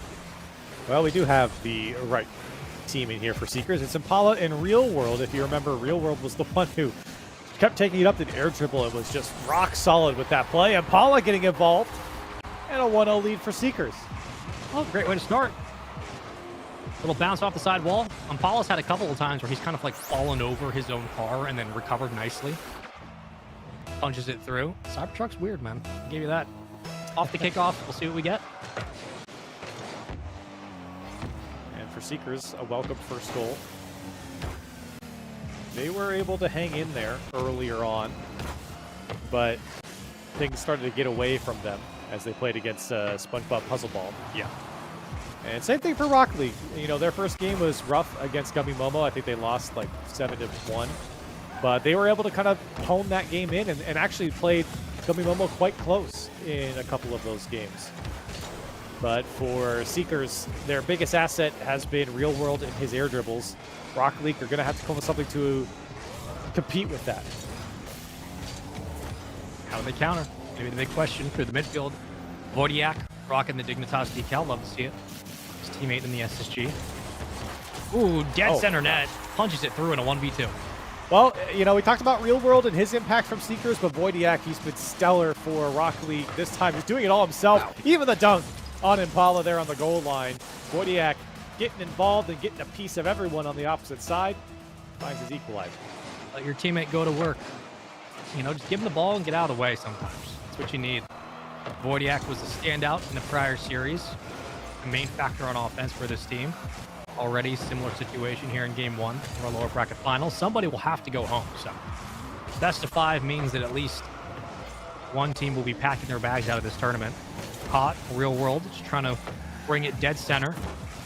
There's a chance to recover, and wow, great placement from Impala. I wasn't sure if it was going to hit the crossbar or not, but it sneaks through the post and in for a 2-1 lead.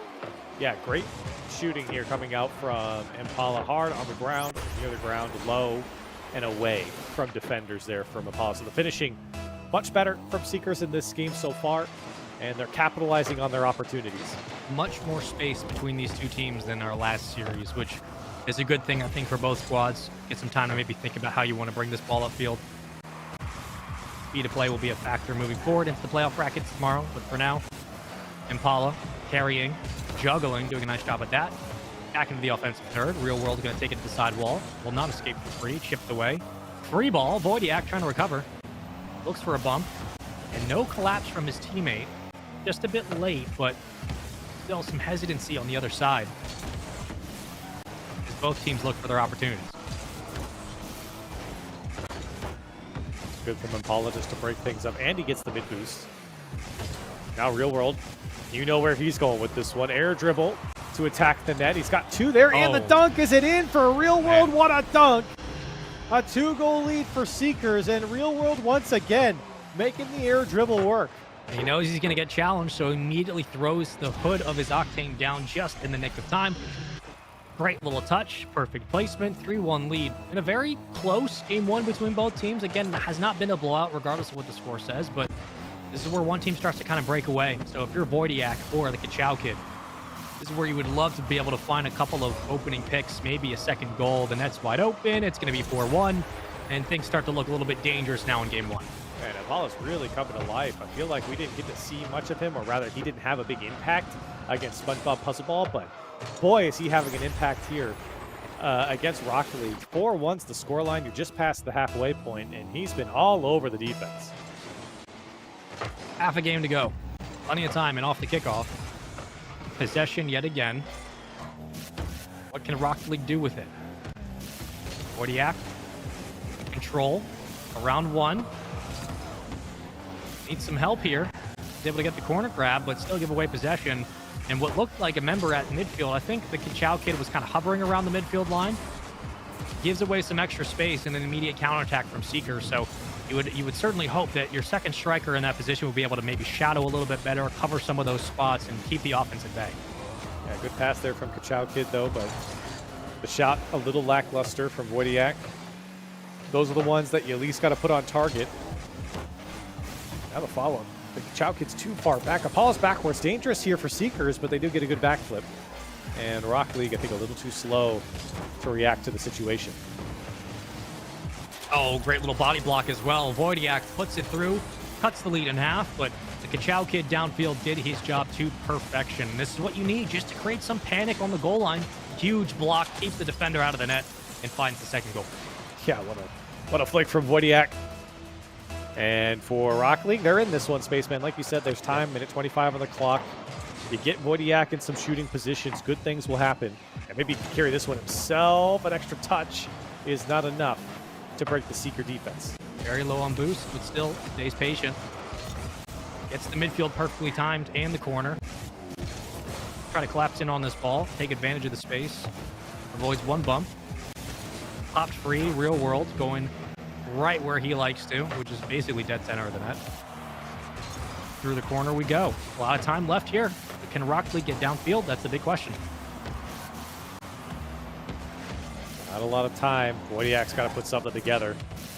He's trying to get a hold of it. He does. Boost to work with, but not enough to carry him towards the net. Flip reset. It's still not enough. He needs help from his teammate. Kachow kid takes a shot. And now I think you might see a pot shot come out from Wojciak. He's got 4 boost. Not a lot to work with. Even though Seekers have not done well to deal with this, unfortunately, Rocket League couldn't capitalize.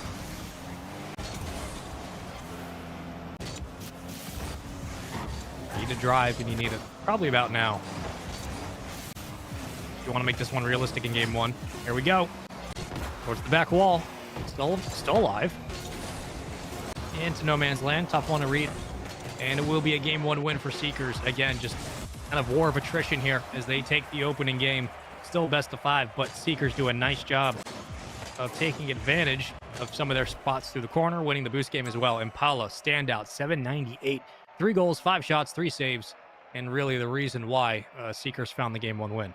Yeah, and surprisingly so. I mean, listen, he wasn't playing horrible in his the first series that we saw them, but he didn't have this type of impact. It was mostly Real World getting the opportunities. So now with Impala, starting to pull similar weight to Real World, Seekers looking much, much more deadly, especially in the attacking third.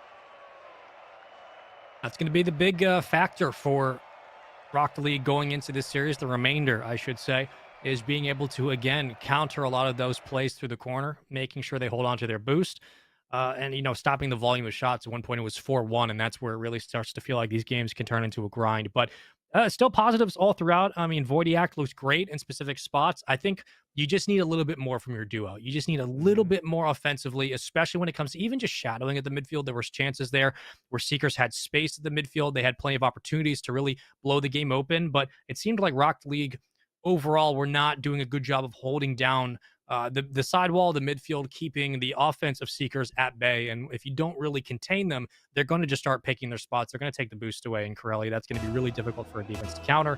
You need a little bit more from the Kachow kid. I think if he just steps up a little bit more offensively or just does a better job at shadowing some of these players with possession, maybe shut down the offense a little bit more. Definitely, and I think there were opportunities here. Now Apollo's got another finishing shot. Is Real World just air dribbled up and over everyone. Seekers starting off exactly where they left off as Real World skies above the competition and Apollo there to drop the hammer. It's a good way to start. Kick things back right into the same gear of game one. And on the Forbidden Temple we go with a 1-0 lead. Seekers trying to keep this one moving.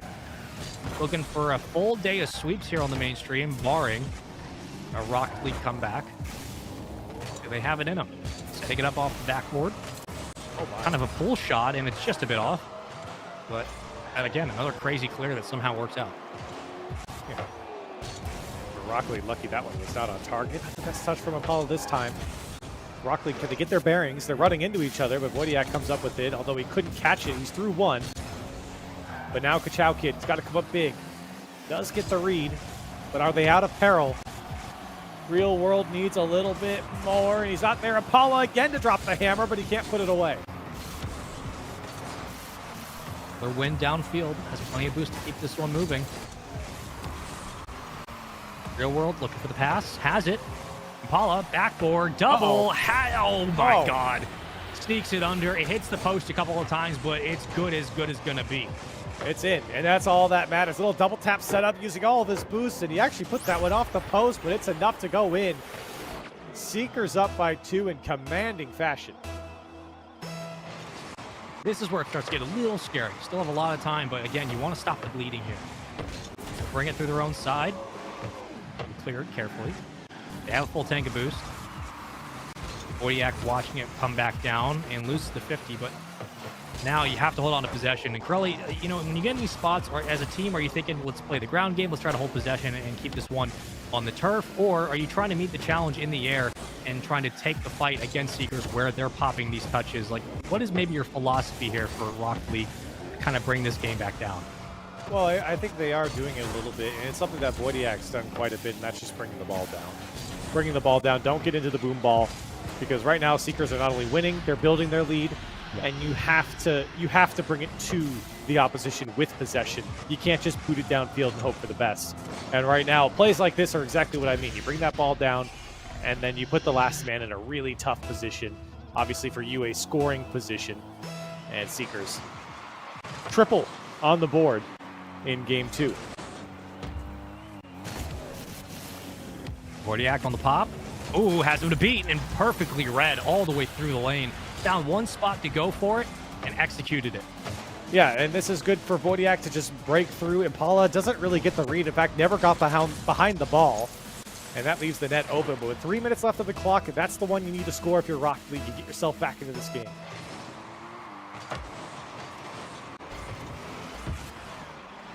Can they do it again off the kickoff? The Chow Kid's been pretty quiet. Can make a big statement here. It's Demo. Helps set up his teammate.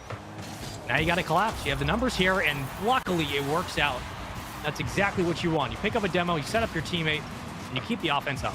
And what'd he do? He took a touch to set himself up and then attacked the net. Again, it's just that extra little second where you're able to set things up and then attack. And Wojciak does that now twice here to score up and put his team within one. This is the comeback to resolve you'd want to see out of a squad. Be careful with this touch. Gives it away for free. The low boost is your only saving grace here for Seekers, as defensively they have not looked as clean in the last 30 seconds as they have so far in this series. Wow. And I think that one sneaks through, and it does. Wojciak, again, another one. Wojciak, I mean, he walked in there and stole Seeker's lunch money. I don't know how nobody ended up with a touch here. Real World couldn't get back in time. It was already over his head, but nobody challenged early enough. And Wojciak, he's been known, at least in the 2 games that we've seen, to really make you pay if he's allowed to bring it down, attacking the net. He's found a couple of lanes that have really worked in this series and the prior series, and he's taken advantage. Uh-oh, maybe a third. It's not going to roll in, but it is as dangerous as he's been able to find in the last 2 progressions. Here we go. No, he got them both. Round 1, and the second just tap it in for good measure. 2:12 on the clock, and a lead back for Seekers. Yeah, he got them both. They both turned, Wojciak and Kachow Kid, and he made them pay. It was a 3-goal deficit at one point. It was 3-0, I should say, for Seekers. They let Rock League back in, and now they're trying to pull away once again. One of the kickoff strats of all time. Through the corner, Wojciak still getting possession. Kachow Kid waiting patiently at the midfield. Surprised we haven't seen Kachow Kid rocking a Lightning McQueen decal. Yeah, what's that about? What's that about? Impala, however, will punch it through. Cybertruck in hand, 5-3 for Seekers. And this is tough. I mean, Wojciak trying to get the read, doesn't get it. Real World coming through to punch him out of the way as well. Seekers just so much more threatening on offense, and they're both involved too, Spaceman. That's where they really have been able to flex their muscle a little bit. But off the kickoff, maybe Wojciak can get something back. He needs this flick over the last man, doesn't get it. And Impala, been stalwart defensively. Oh, another from Impala. Steps up, and you know, you made a comment back in game 1, like we haven't really talked a lot about Impala, and it just, you know, was more about how does he get involved in the offense later in the day, and he has really had himself a series so far. Has been everywhere on the field. In game 1, found a couple of goals off of some errant rebounds from Rock League. In this one, putting away crucial touches to really extend this lead and secure this game too. Yeah, he's been great for Seekers, and kind of a welcome surprise. Been big in that shooting position. He's hit a crazy double tap before. Maybe can he do it again? He does find the touch and the pass back out. But unfortunately, his teammate in Real World couldn't gather it in time, and dangerous ball played back out towards Wojciak. Can he put this one away? He does. Rock League still in business. Takes a page out of Nutella's playbook with this slot. Look at this. Wojciak, nice little pop, and bullies his way forward. A 2-goal game. A lot of time on the clock. Rock League are fighting back through the power of Wojciak's touches.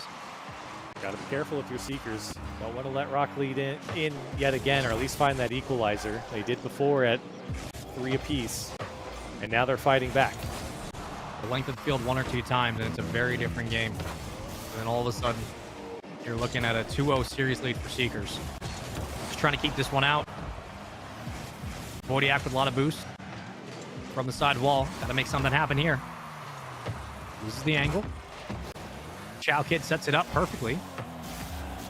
Wojciak watching it come back down from the side wall. Looking for the pinch. Doesn't have a lot of boost, though. This is going to be the big problem here for this offense. If they don't have the resources, they're not going to be able to sneak it behind the defense. And again, you're losing time. You're losing time, but you're spending your time in the right spot.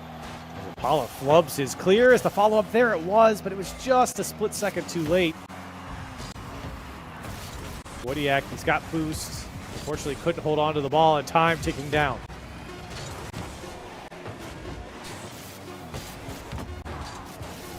Maybe a miracle. Mathematically impossible.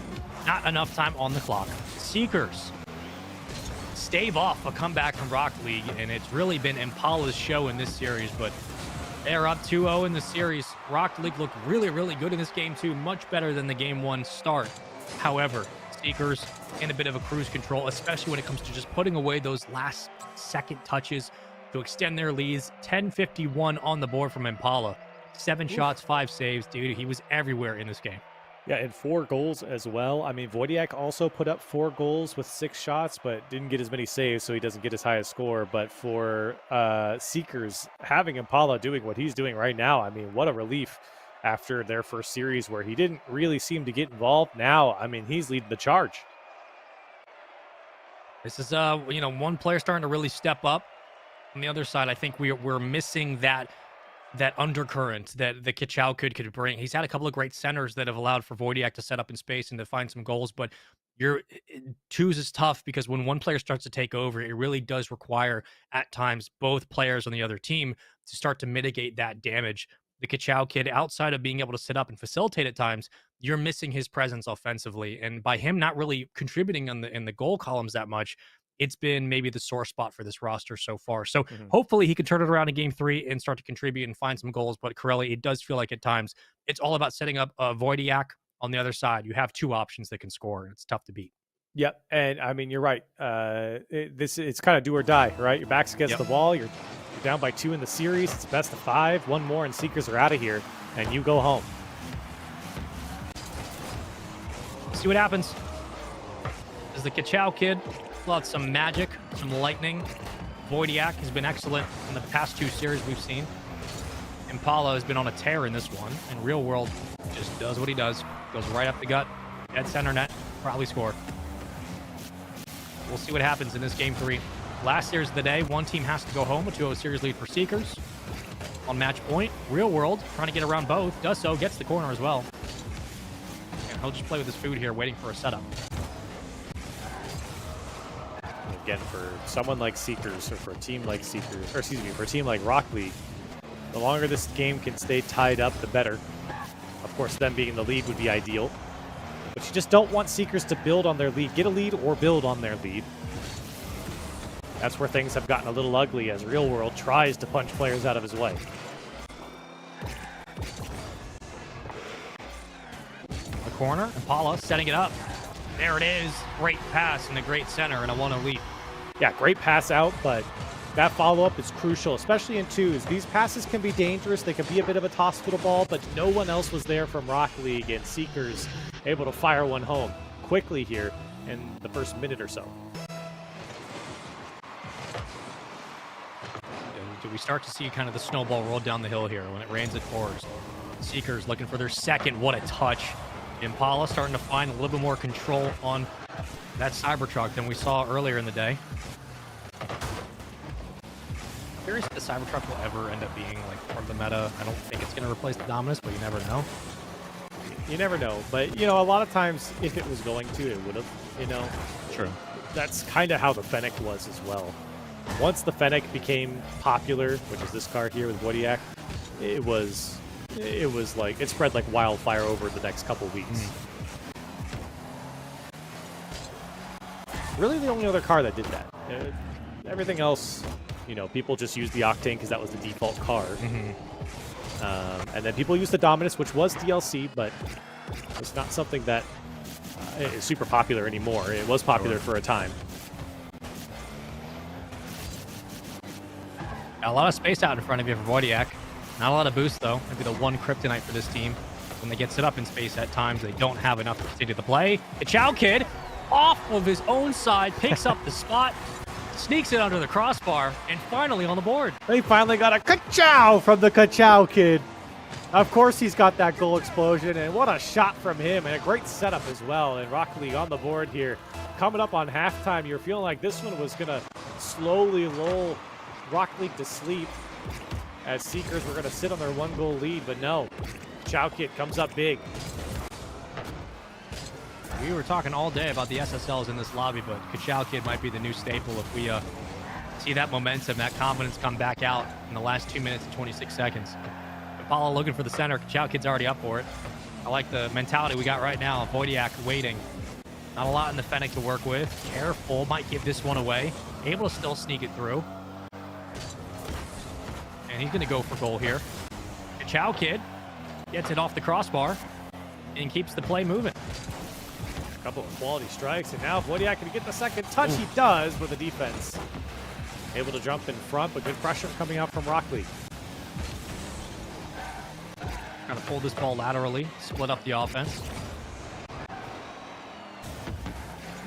And a nice job out of Chow Kid and Wojciak to hold on to their boost at the midfield so they can always stay on the ball. One flick. Ooh, wow. Great setup. Real world does it again.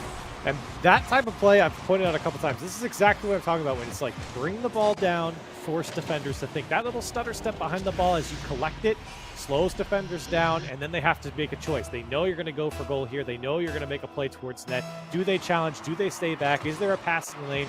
How much boost do you have? There's a lot of things to think about.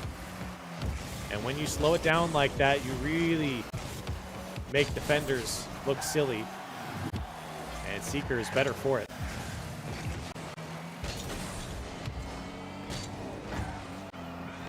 Not a lot of time left. Gotta find the equalizer. Wojciak trying to solo his way forward. Impala on nothing in the tank. Still contesting defensively. One demo. Power play here. Rock League. Gotta collapse. Unable to do so. Very far pulled back. You have some boost from the Chow Kid, but you're playing this one-on-two situation downfield and hoping that maybe a rebound that pops out your way can help set up the next counterattack. Might need to throw everything at the wall here. Open space. Can you recover? Chow Kid trying to get there. Kicks it a bit high. Follow up. Will be there. Here we go. Wojciak ties it up. Yeah, last man really panicked that one. From Seeker's Real World, he picked up the boost, and I just don't think he ever got his eyes downfield as he just whips by the ball. It's a free shot for Wojciak, and we're all tied up with 41 seconds left.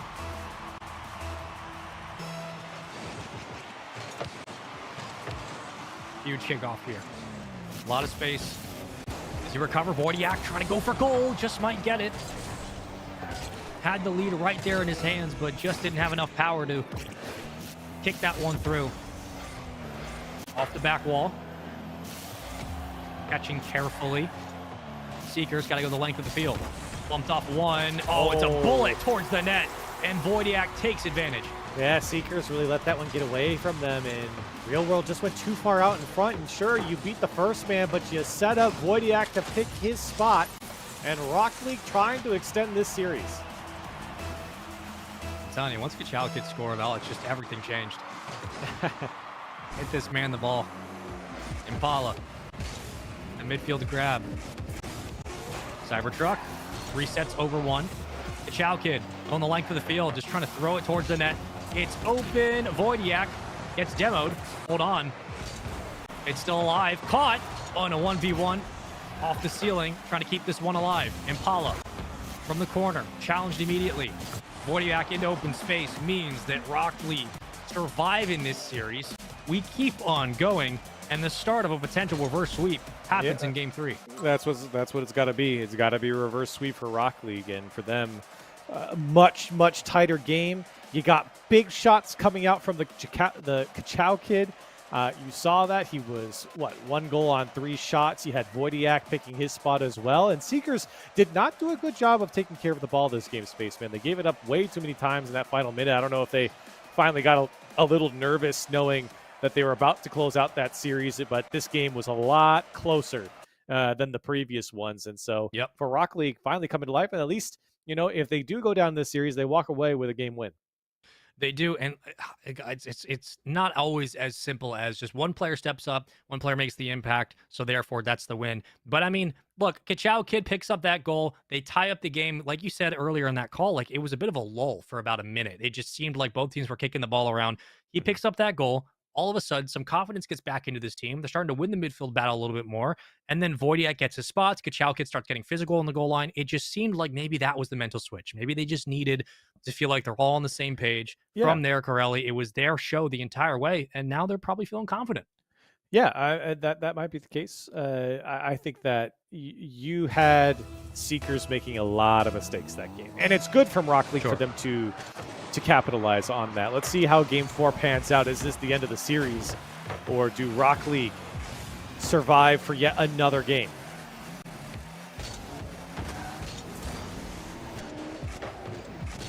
That's the way to do it. Got to survive through this team. Seekers hunting their first goal. Kachao Kid, my MVP of Game 3. Sets it up. Downfield, looking for one. And immediately taken away. Good read from Kachao Kid. He's really been the X factor, especially in that last game. And Wodiak kind of rushed into that one, and now Seekers trying to find a way out. They have not had the same confidence since halfway through Game 3. See if Rock League can take advantage yet again. And I like kind of what Kachao Kid's doing a lot of these times on these challenges. Like, you know, he's giving a bit of space to the offense, but he's just kind of body blocking. It doesn't have to be pretty. It doesn't have to be perfect. Just body block enough to get them disrupted when they try to break out of their own zone. And Wodiak just pull up in the lane, and they're like, all right, free touch, free shot. And Wodiak, I mean, when he sees the opportunities, he's taking them. And his placement has been perfect on his shots as of late. You remember to the last goal that he scored to the left side, quality placement there. Seekers giving a bit too much over to Wodiak, their shooter. And that's why Rock League are still in this series.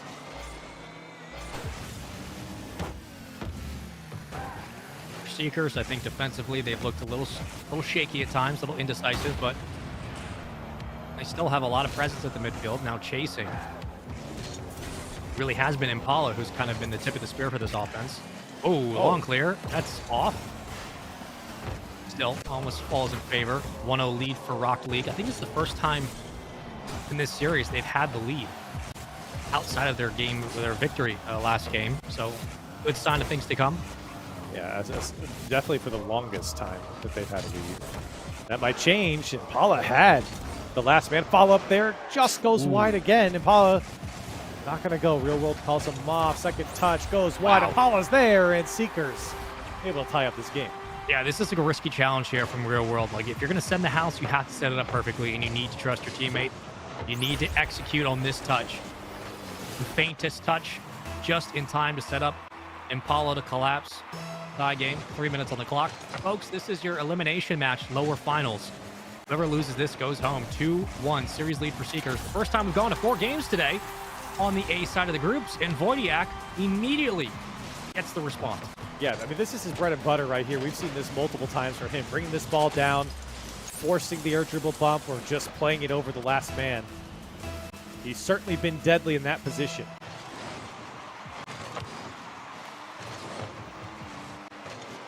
The corner. Easy grab and recovery. Wodiak. Chow Kid on the opposite wing, playing very wide from his teammate, keeping the back line secure. You got to think that's helped at least keep the midfield as an option for Wodiak when he wants to maybe creep up and start pulling up shots. Full tank of boost. Impala around one. Chow Kid covering nicely as well. And Wodiak with a great pinch to clear.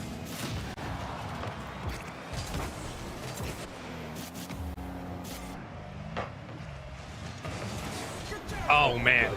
This kid's different. He's done so well in these positions. And this time, Real World, I mean, kind of lackadaisically carries this one across the net. And bang. Chow Kid in his face, makes him pay. And Rock League pulling away in Game 4. They have been a different team since halfway through the last game. And they've been rolling over Seekers. This kid's got something cooking. This team's been very, very different, much more confident. Net's wide open, by the way. Wodiak for the 4th. 3 for 3 from the field. We are almost guaranteed a Game 5 at this pace. It just feels like Seekers are thinking way too much about how they're trying to approach this game. And Rocket League are riding the momentum of Kachao Kid. All of a sudden, just looking like the better team in this series and a chance to go to Champions Field. Now, we have seen 3-goal comebacks before. They didn't win the game, but they were able to come back with 3 goals. The block was something you could see coming from a mile away, and now it's wide open. Off the spawn, and Paula's there. He does make the save, and a crucial one at that. Got to chain this somehow into a counterattack. You can't afford to keep losing the midfield battle. So much space there. Seems like at times Seekers are just Oh prioritizing boost over ball. And they give away just another instance where the midfield's wide open here. Real World should have challenged this way sooner. I mean, for Seekers, I'm as stunned as they are. They have let this one not only get away from them, but now the real pressure is on. You were 2-0 in this series. You're about to be 2-2 in this series. Effectively Ka-Chow Kid, man. he's a different beast. Gets a demo. Wojciak. Been excellent at the midfield. Long clear, back forward. That'll sneak in. You get something. It's going to take a marathon to get all the way there, but you get something. It's going to be a lot for Seekers, and that's one, and plenty of time to do it. You're down by 3. You know, in this position, you're assuming that you're going to have to force something on the kickoff as well. It doesn't have to be this kickoff, but if they're going to get back into it, you feel like you might need a kickoff goal at some point. This might be it. Impala's got low boost, but Ka-Chow Kid gives it up, and now a monster clear. Unfortunately, he lands right in front of the net. Another shot comes through. Ka-Chow Kid clears it away. Real World by himself. Oh, 1v1. Over. Got it. Uh-oh. 5-3. Just waited for that counterattack to finally blossom, and there it is. And this is, I think, for Rock League, you got to lock in. Yep. Now you have a 2-goal cushion, and you have 52 seconds, which is going to feel like an eternity here. Seekers are motivated more than ever now to push as hard as they can. A goal here would be great from Wojciak, and it trickles towards the net. Real World gets back. It feels like an eternity for the defense, but for the offense, it goes by quickly. There's not a lot of time here, especially when you're low on boost. They'll center it. Defense starting to panic a little bit. Ka-Chow Kid escapes, and a huge clear. So much time given away. 30 to go. Impala can't win the challenge. Real World has to find a way to pop this and control it. It's over 1. Needs follow-up. They're both there. A big clear by the last man and Ka-Chow Kid. And does he get a goal to go with it? I think he does. Oh my he does. goodness.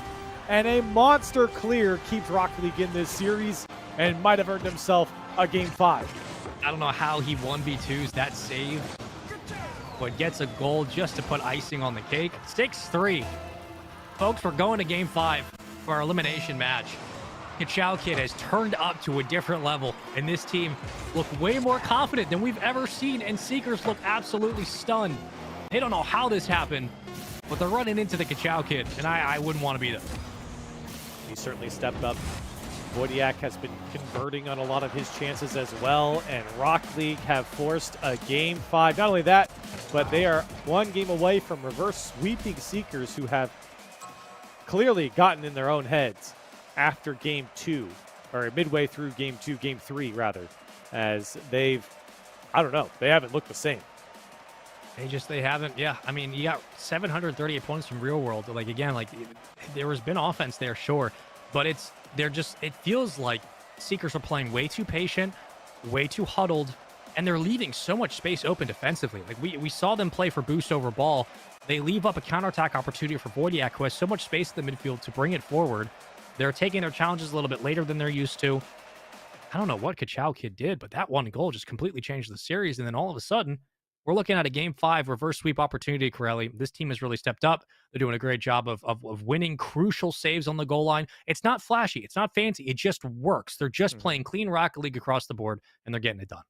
Yeah, and I think Seekers are not generating the same type of chances that they had earlier on. That last game, up until the last minute or so, you didn't see a lot of those long-range air dribbles that you saw at a Real World earlier on. You didn't see a lot of that unrelenting offense that we saw from them in the games 1 and 2, maybe. So I think for them, they've really slowed down. Seekers have, and this is it. This is your last chance. Here we go. In Champions Field, this is where legends are made. And the banner of the Ka-Chow Kid will reign supreme, potentially. Or will Seekers find a way to bring this series back from the brink? Wojciak gets proceedings going early with a solo effort upfield. Yeah, great control from Wojciak. In fact, perfect control from him to pick up into the air roll, and then the second touch over the last man. What a way to start. Your captain steps up, and now It's time for a response from Seekers. What do they have in the tank? They have been stifled so many times. Great rip early on. Impala picks up a demo. A 2v1 situation. Power play here. Back to full strength. Kid's going for doubles off the backboard. Actually gives way to a counterattack here. Open net as well. And just a small mistake. Sometimes it will cost you. It happens here as well. And good work from Seekers to get one back. Real World with a quality demo means an open net, and Seekers back into it. They're going to need that confidence. Clearly they haven't had it as of late. They've got to get going here and close out this series. Can't give away defensive errors like that. Or offensive, I should say. That'll cost you. Real World going up for the challenge. Has a double available. Taken away by Wojciak. Same player. Fennec in hand. No boost. Keeps it out in front. Impala look for the double. Maybe a pinch to clear. Instead, left up again to the devices of Kid and Wojciak now through the corner. Got a boost. In the midfield, Kid's got to wrangle this, and he'll do so. Seekers have got to find their offense. They could be here. Real World. Yeah, he's too late. And now Apollo's got to get back. He's lucky that Wojciak couldn't get a hold of that ball. Now Apollo on the attack tries to go up and over the Chow Kid. The follow-up was there from Real World, but unfortunately went a bit too wide. And Rock League get away with what it feels like. You know, sometimes in space, it does look like Seekers just want to pop the ball up and go for solo plays. Maybe keep it on the ground. Try to work some of those passes down low. You're getting challenged right on the point of contact. Hasn't always worked. There goes Kid. I want a boost. What a dream. Long booming clear from Seekers. How do they capitalize? Basically a free center. An immediate challenge punched away by Wojciak again. 3 minutes on the clock. Is this one going to trickle in? It is. Seekers jump back into the lead. 2 minutes into this game.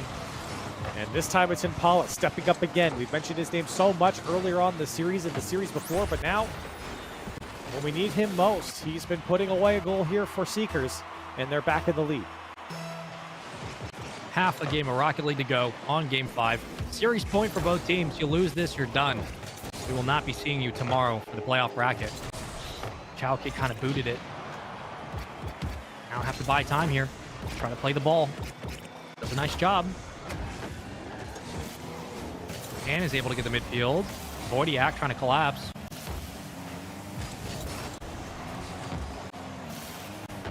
Kid's not going to leave that island. He's going to stay at the midfield, keep the back line secure, always in a position to challenge. Is that in? It is. Okay, 150 goes Seekers' way, and they build on their lead. And another crucial goal. Now you have a 2-goal lead, and Wojciak diving it again. That time I think he was confident he was going to get a piece of it, and when he didn't, it leaves the backfield exposed. Seekers starting to run away with Game 5. Plenty of time on the clock. Dangerous wrap through the corner. We've seen that in the prior series for Seekers, how excellent they were at being able to utilize their touches to the corner. Wojciak carries it through. Never mind, scratch what I said, and all of a sudden it's a 1-goal game. Great work from Wojciak. I mean, this is the guy that you're going to look towards if you're on Rock League to lead the charge. And he's been so clinical behind the ball in the individual aspect of the game. Almost all of his goals have just been him beating the last man, or even beating both of the opposition. Ooh. They're within 1 now. Just within striking distance. That's all you need. Seekers, you got to think they're going to have to win this by at least 2. They're starting to fly a little bit more intently at these touches as well. Oh, wow. Okay. That was interesting. Real World through the corner. Trying to sneak it. And right now, Seekers are stealing all of the boost out of Rock League's back pocket. That's going to be tough to recover against, but credit where credit's due. They're doing a good job at the midfield of at least keeping things contested. Real World up through the ceiling. Looking for the drop down, has it. Follow up from Impala just a bit late and can't sneak it under. Don't have to force it here if you're Seekers. They almost squeeze it through, but you don't want to give up the counterattack to Rock League. And they're able to at least stabilize their back line. It's so tempting to press so hard, and maybe it's here. just don't want to give up the counterattack. Rock League not able to capitalize on it. You're coming up on a minute left, and you're only leading by 1 if you're Seekers. Trying to close this one out. Long clear. Oh, wins the 50 as well. Again, this team loves to pop the ball in space and then go for these solo plays, but at some point, they're going to have to keep it on the ground. Holding on to their lead, 3-2. Rock League trying to break out. Impala, bad touch. Good chance to capitalize here. Plays for boost. Leaves it up to Voidiak, who has nothing. A bit too slow through the corner. And they give the ball right back. There was an opportunity there for Rock League to capitalize, and they just couldn't find the angle they want. Seekers have been getting nervous in these moments of the game. Now they're up by 1, 30 seconds left in game 5, staving off a reverse sweep from Rock League. Rock League are struggling to get down the field, and this one's floating towards the net. Kachau Kid has to make a play on it. And good comms from his teammate to let him know that he had some time to settle. But Rock League have got to set it up. Is that the follow-up? Voidiak, surely a goal. Tie game with 7 seconds left. It was open. You had to win 150, and that's the danger, right? Like, you just needed some space to make the play work. Kachau Kid did a great job of communicating, getting back in time to kick it towards the side wall. You win a 50. You come up big on defense. Right place, right time. Tie game with 3 goals apiece. 5 to go on the clock. Voidiak. It's a couple of small pads. Keeping the ball alive. Off the backboard. Kachau Kid's going to send it. He's going to send it and almost rips it open for a win. Oh, still alive. Real World. Juggling. Wait a minute. Real World on target. Hold on. He's going to do it. Still alive. What? It touches on the goal line. We go to OT. Oh my God, he had it. It was there. He hit it off the crossbar. After all of that, we go to overtime, game 5, reverse sweep. It's off the post already. Kachau Kid's getting demos. Voidiak trying to finish this one, but it pitches away. Is it back the other way? Now Seekers couldn't put it on target. Impala, that was his chance. Both teams having opportunity to close this game out already. But here comes Real World. The shot, it's good, over Voidiak, and Seekers take it in 5. Oh, they fight so hard all the way down to the wire, into overtime as well, but Real World does his specialty, dead center net. Here comes a fastball, and Rock League could not handle it. Seekers will take it in 5 in overtime, staving off the reverse sweep in a scary series at that. But they will move on to the playoffs tomorrow. We got to tip our caps to Rock League, how well they played in this series. But in the end, the Seekers resolve and regain in crunch time, Corelli, and they will move on to the playoffs. And you can tell the pressure was really getting to them just a little bit. We talked about it in game 3, but game 3, they started to kind of fall apart. Rock League started to get more and more momentum. They started to get a lot more possession. Seekers didn't seem as lethal on the offensive side of things. And then all of a sudden, you find yourselves in a game 5 overtime. Seekers are able to close it out, and they get the job done. Again, another instance where it just seems like we're starting to see one team kind of lose some of their momentum. All of a sudden, things look like we're collapsing on what the identity of this offense was, the efficiency. But at the end of the day, Seekers do pull it out. It proves that the matchup they had earlier in the day against the likes of Rock League, their matchups they had earlier really came to a head here today. You know, they've shown that they have this very simple style of offense that works. They like to play the rebounds, they like to play through the corner. They want shots dead center net. They get it there. Rock League looked really, really good, especially in the last 2 games in this series, but a little bit too late. For Seekers, they escape through 5 curly. They go on to the playoff bracket. With that, we have officially qualified all of our teams from Group A over to the playoffs. Thoughts on that series overall, on Rock League, on Seekers? What are you thinking? Yeah, I mean, Seekers, I'm a little worried for them going into the bracket. I mean, they get the job done, but there's some pressure issues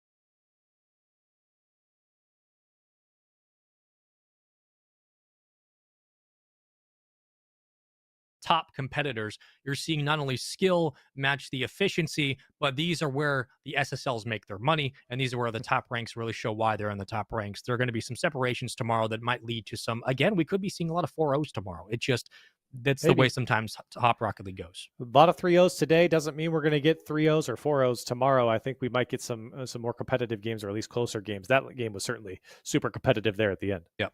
Yeah, it's going to be a fun one for sure. I mean, this has been a great day of action so far. We've had 4 best of 5s. We have moved through all of them. Seekers looked really, really, really great in the start of the day. Again, kind of withered a little bit there in the last series, but they get the job done again 3-2. They stave off the reverse sweep against Rocket League, who unfortunately will bow out of this tournament. This so far has been the VESL Summer Cup for 2v2 Rocket League. And Corelli, final thoughts on the day, because it really seems like we got what we wanted out of the SSLs, but it came down to synergy for a lot of teams. And speaking of Gummy Momo, who just played synergy to perfection for the squads that have their duo stepping up. Is that the key to success for tomorrow's playoffs?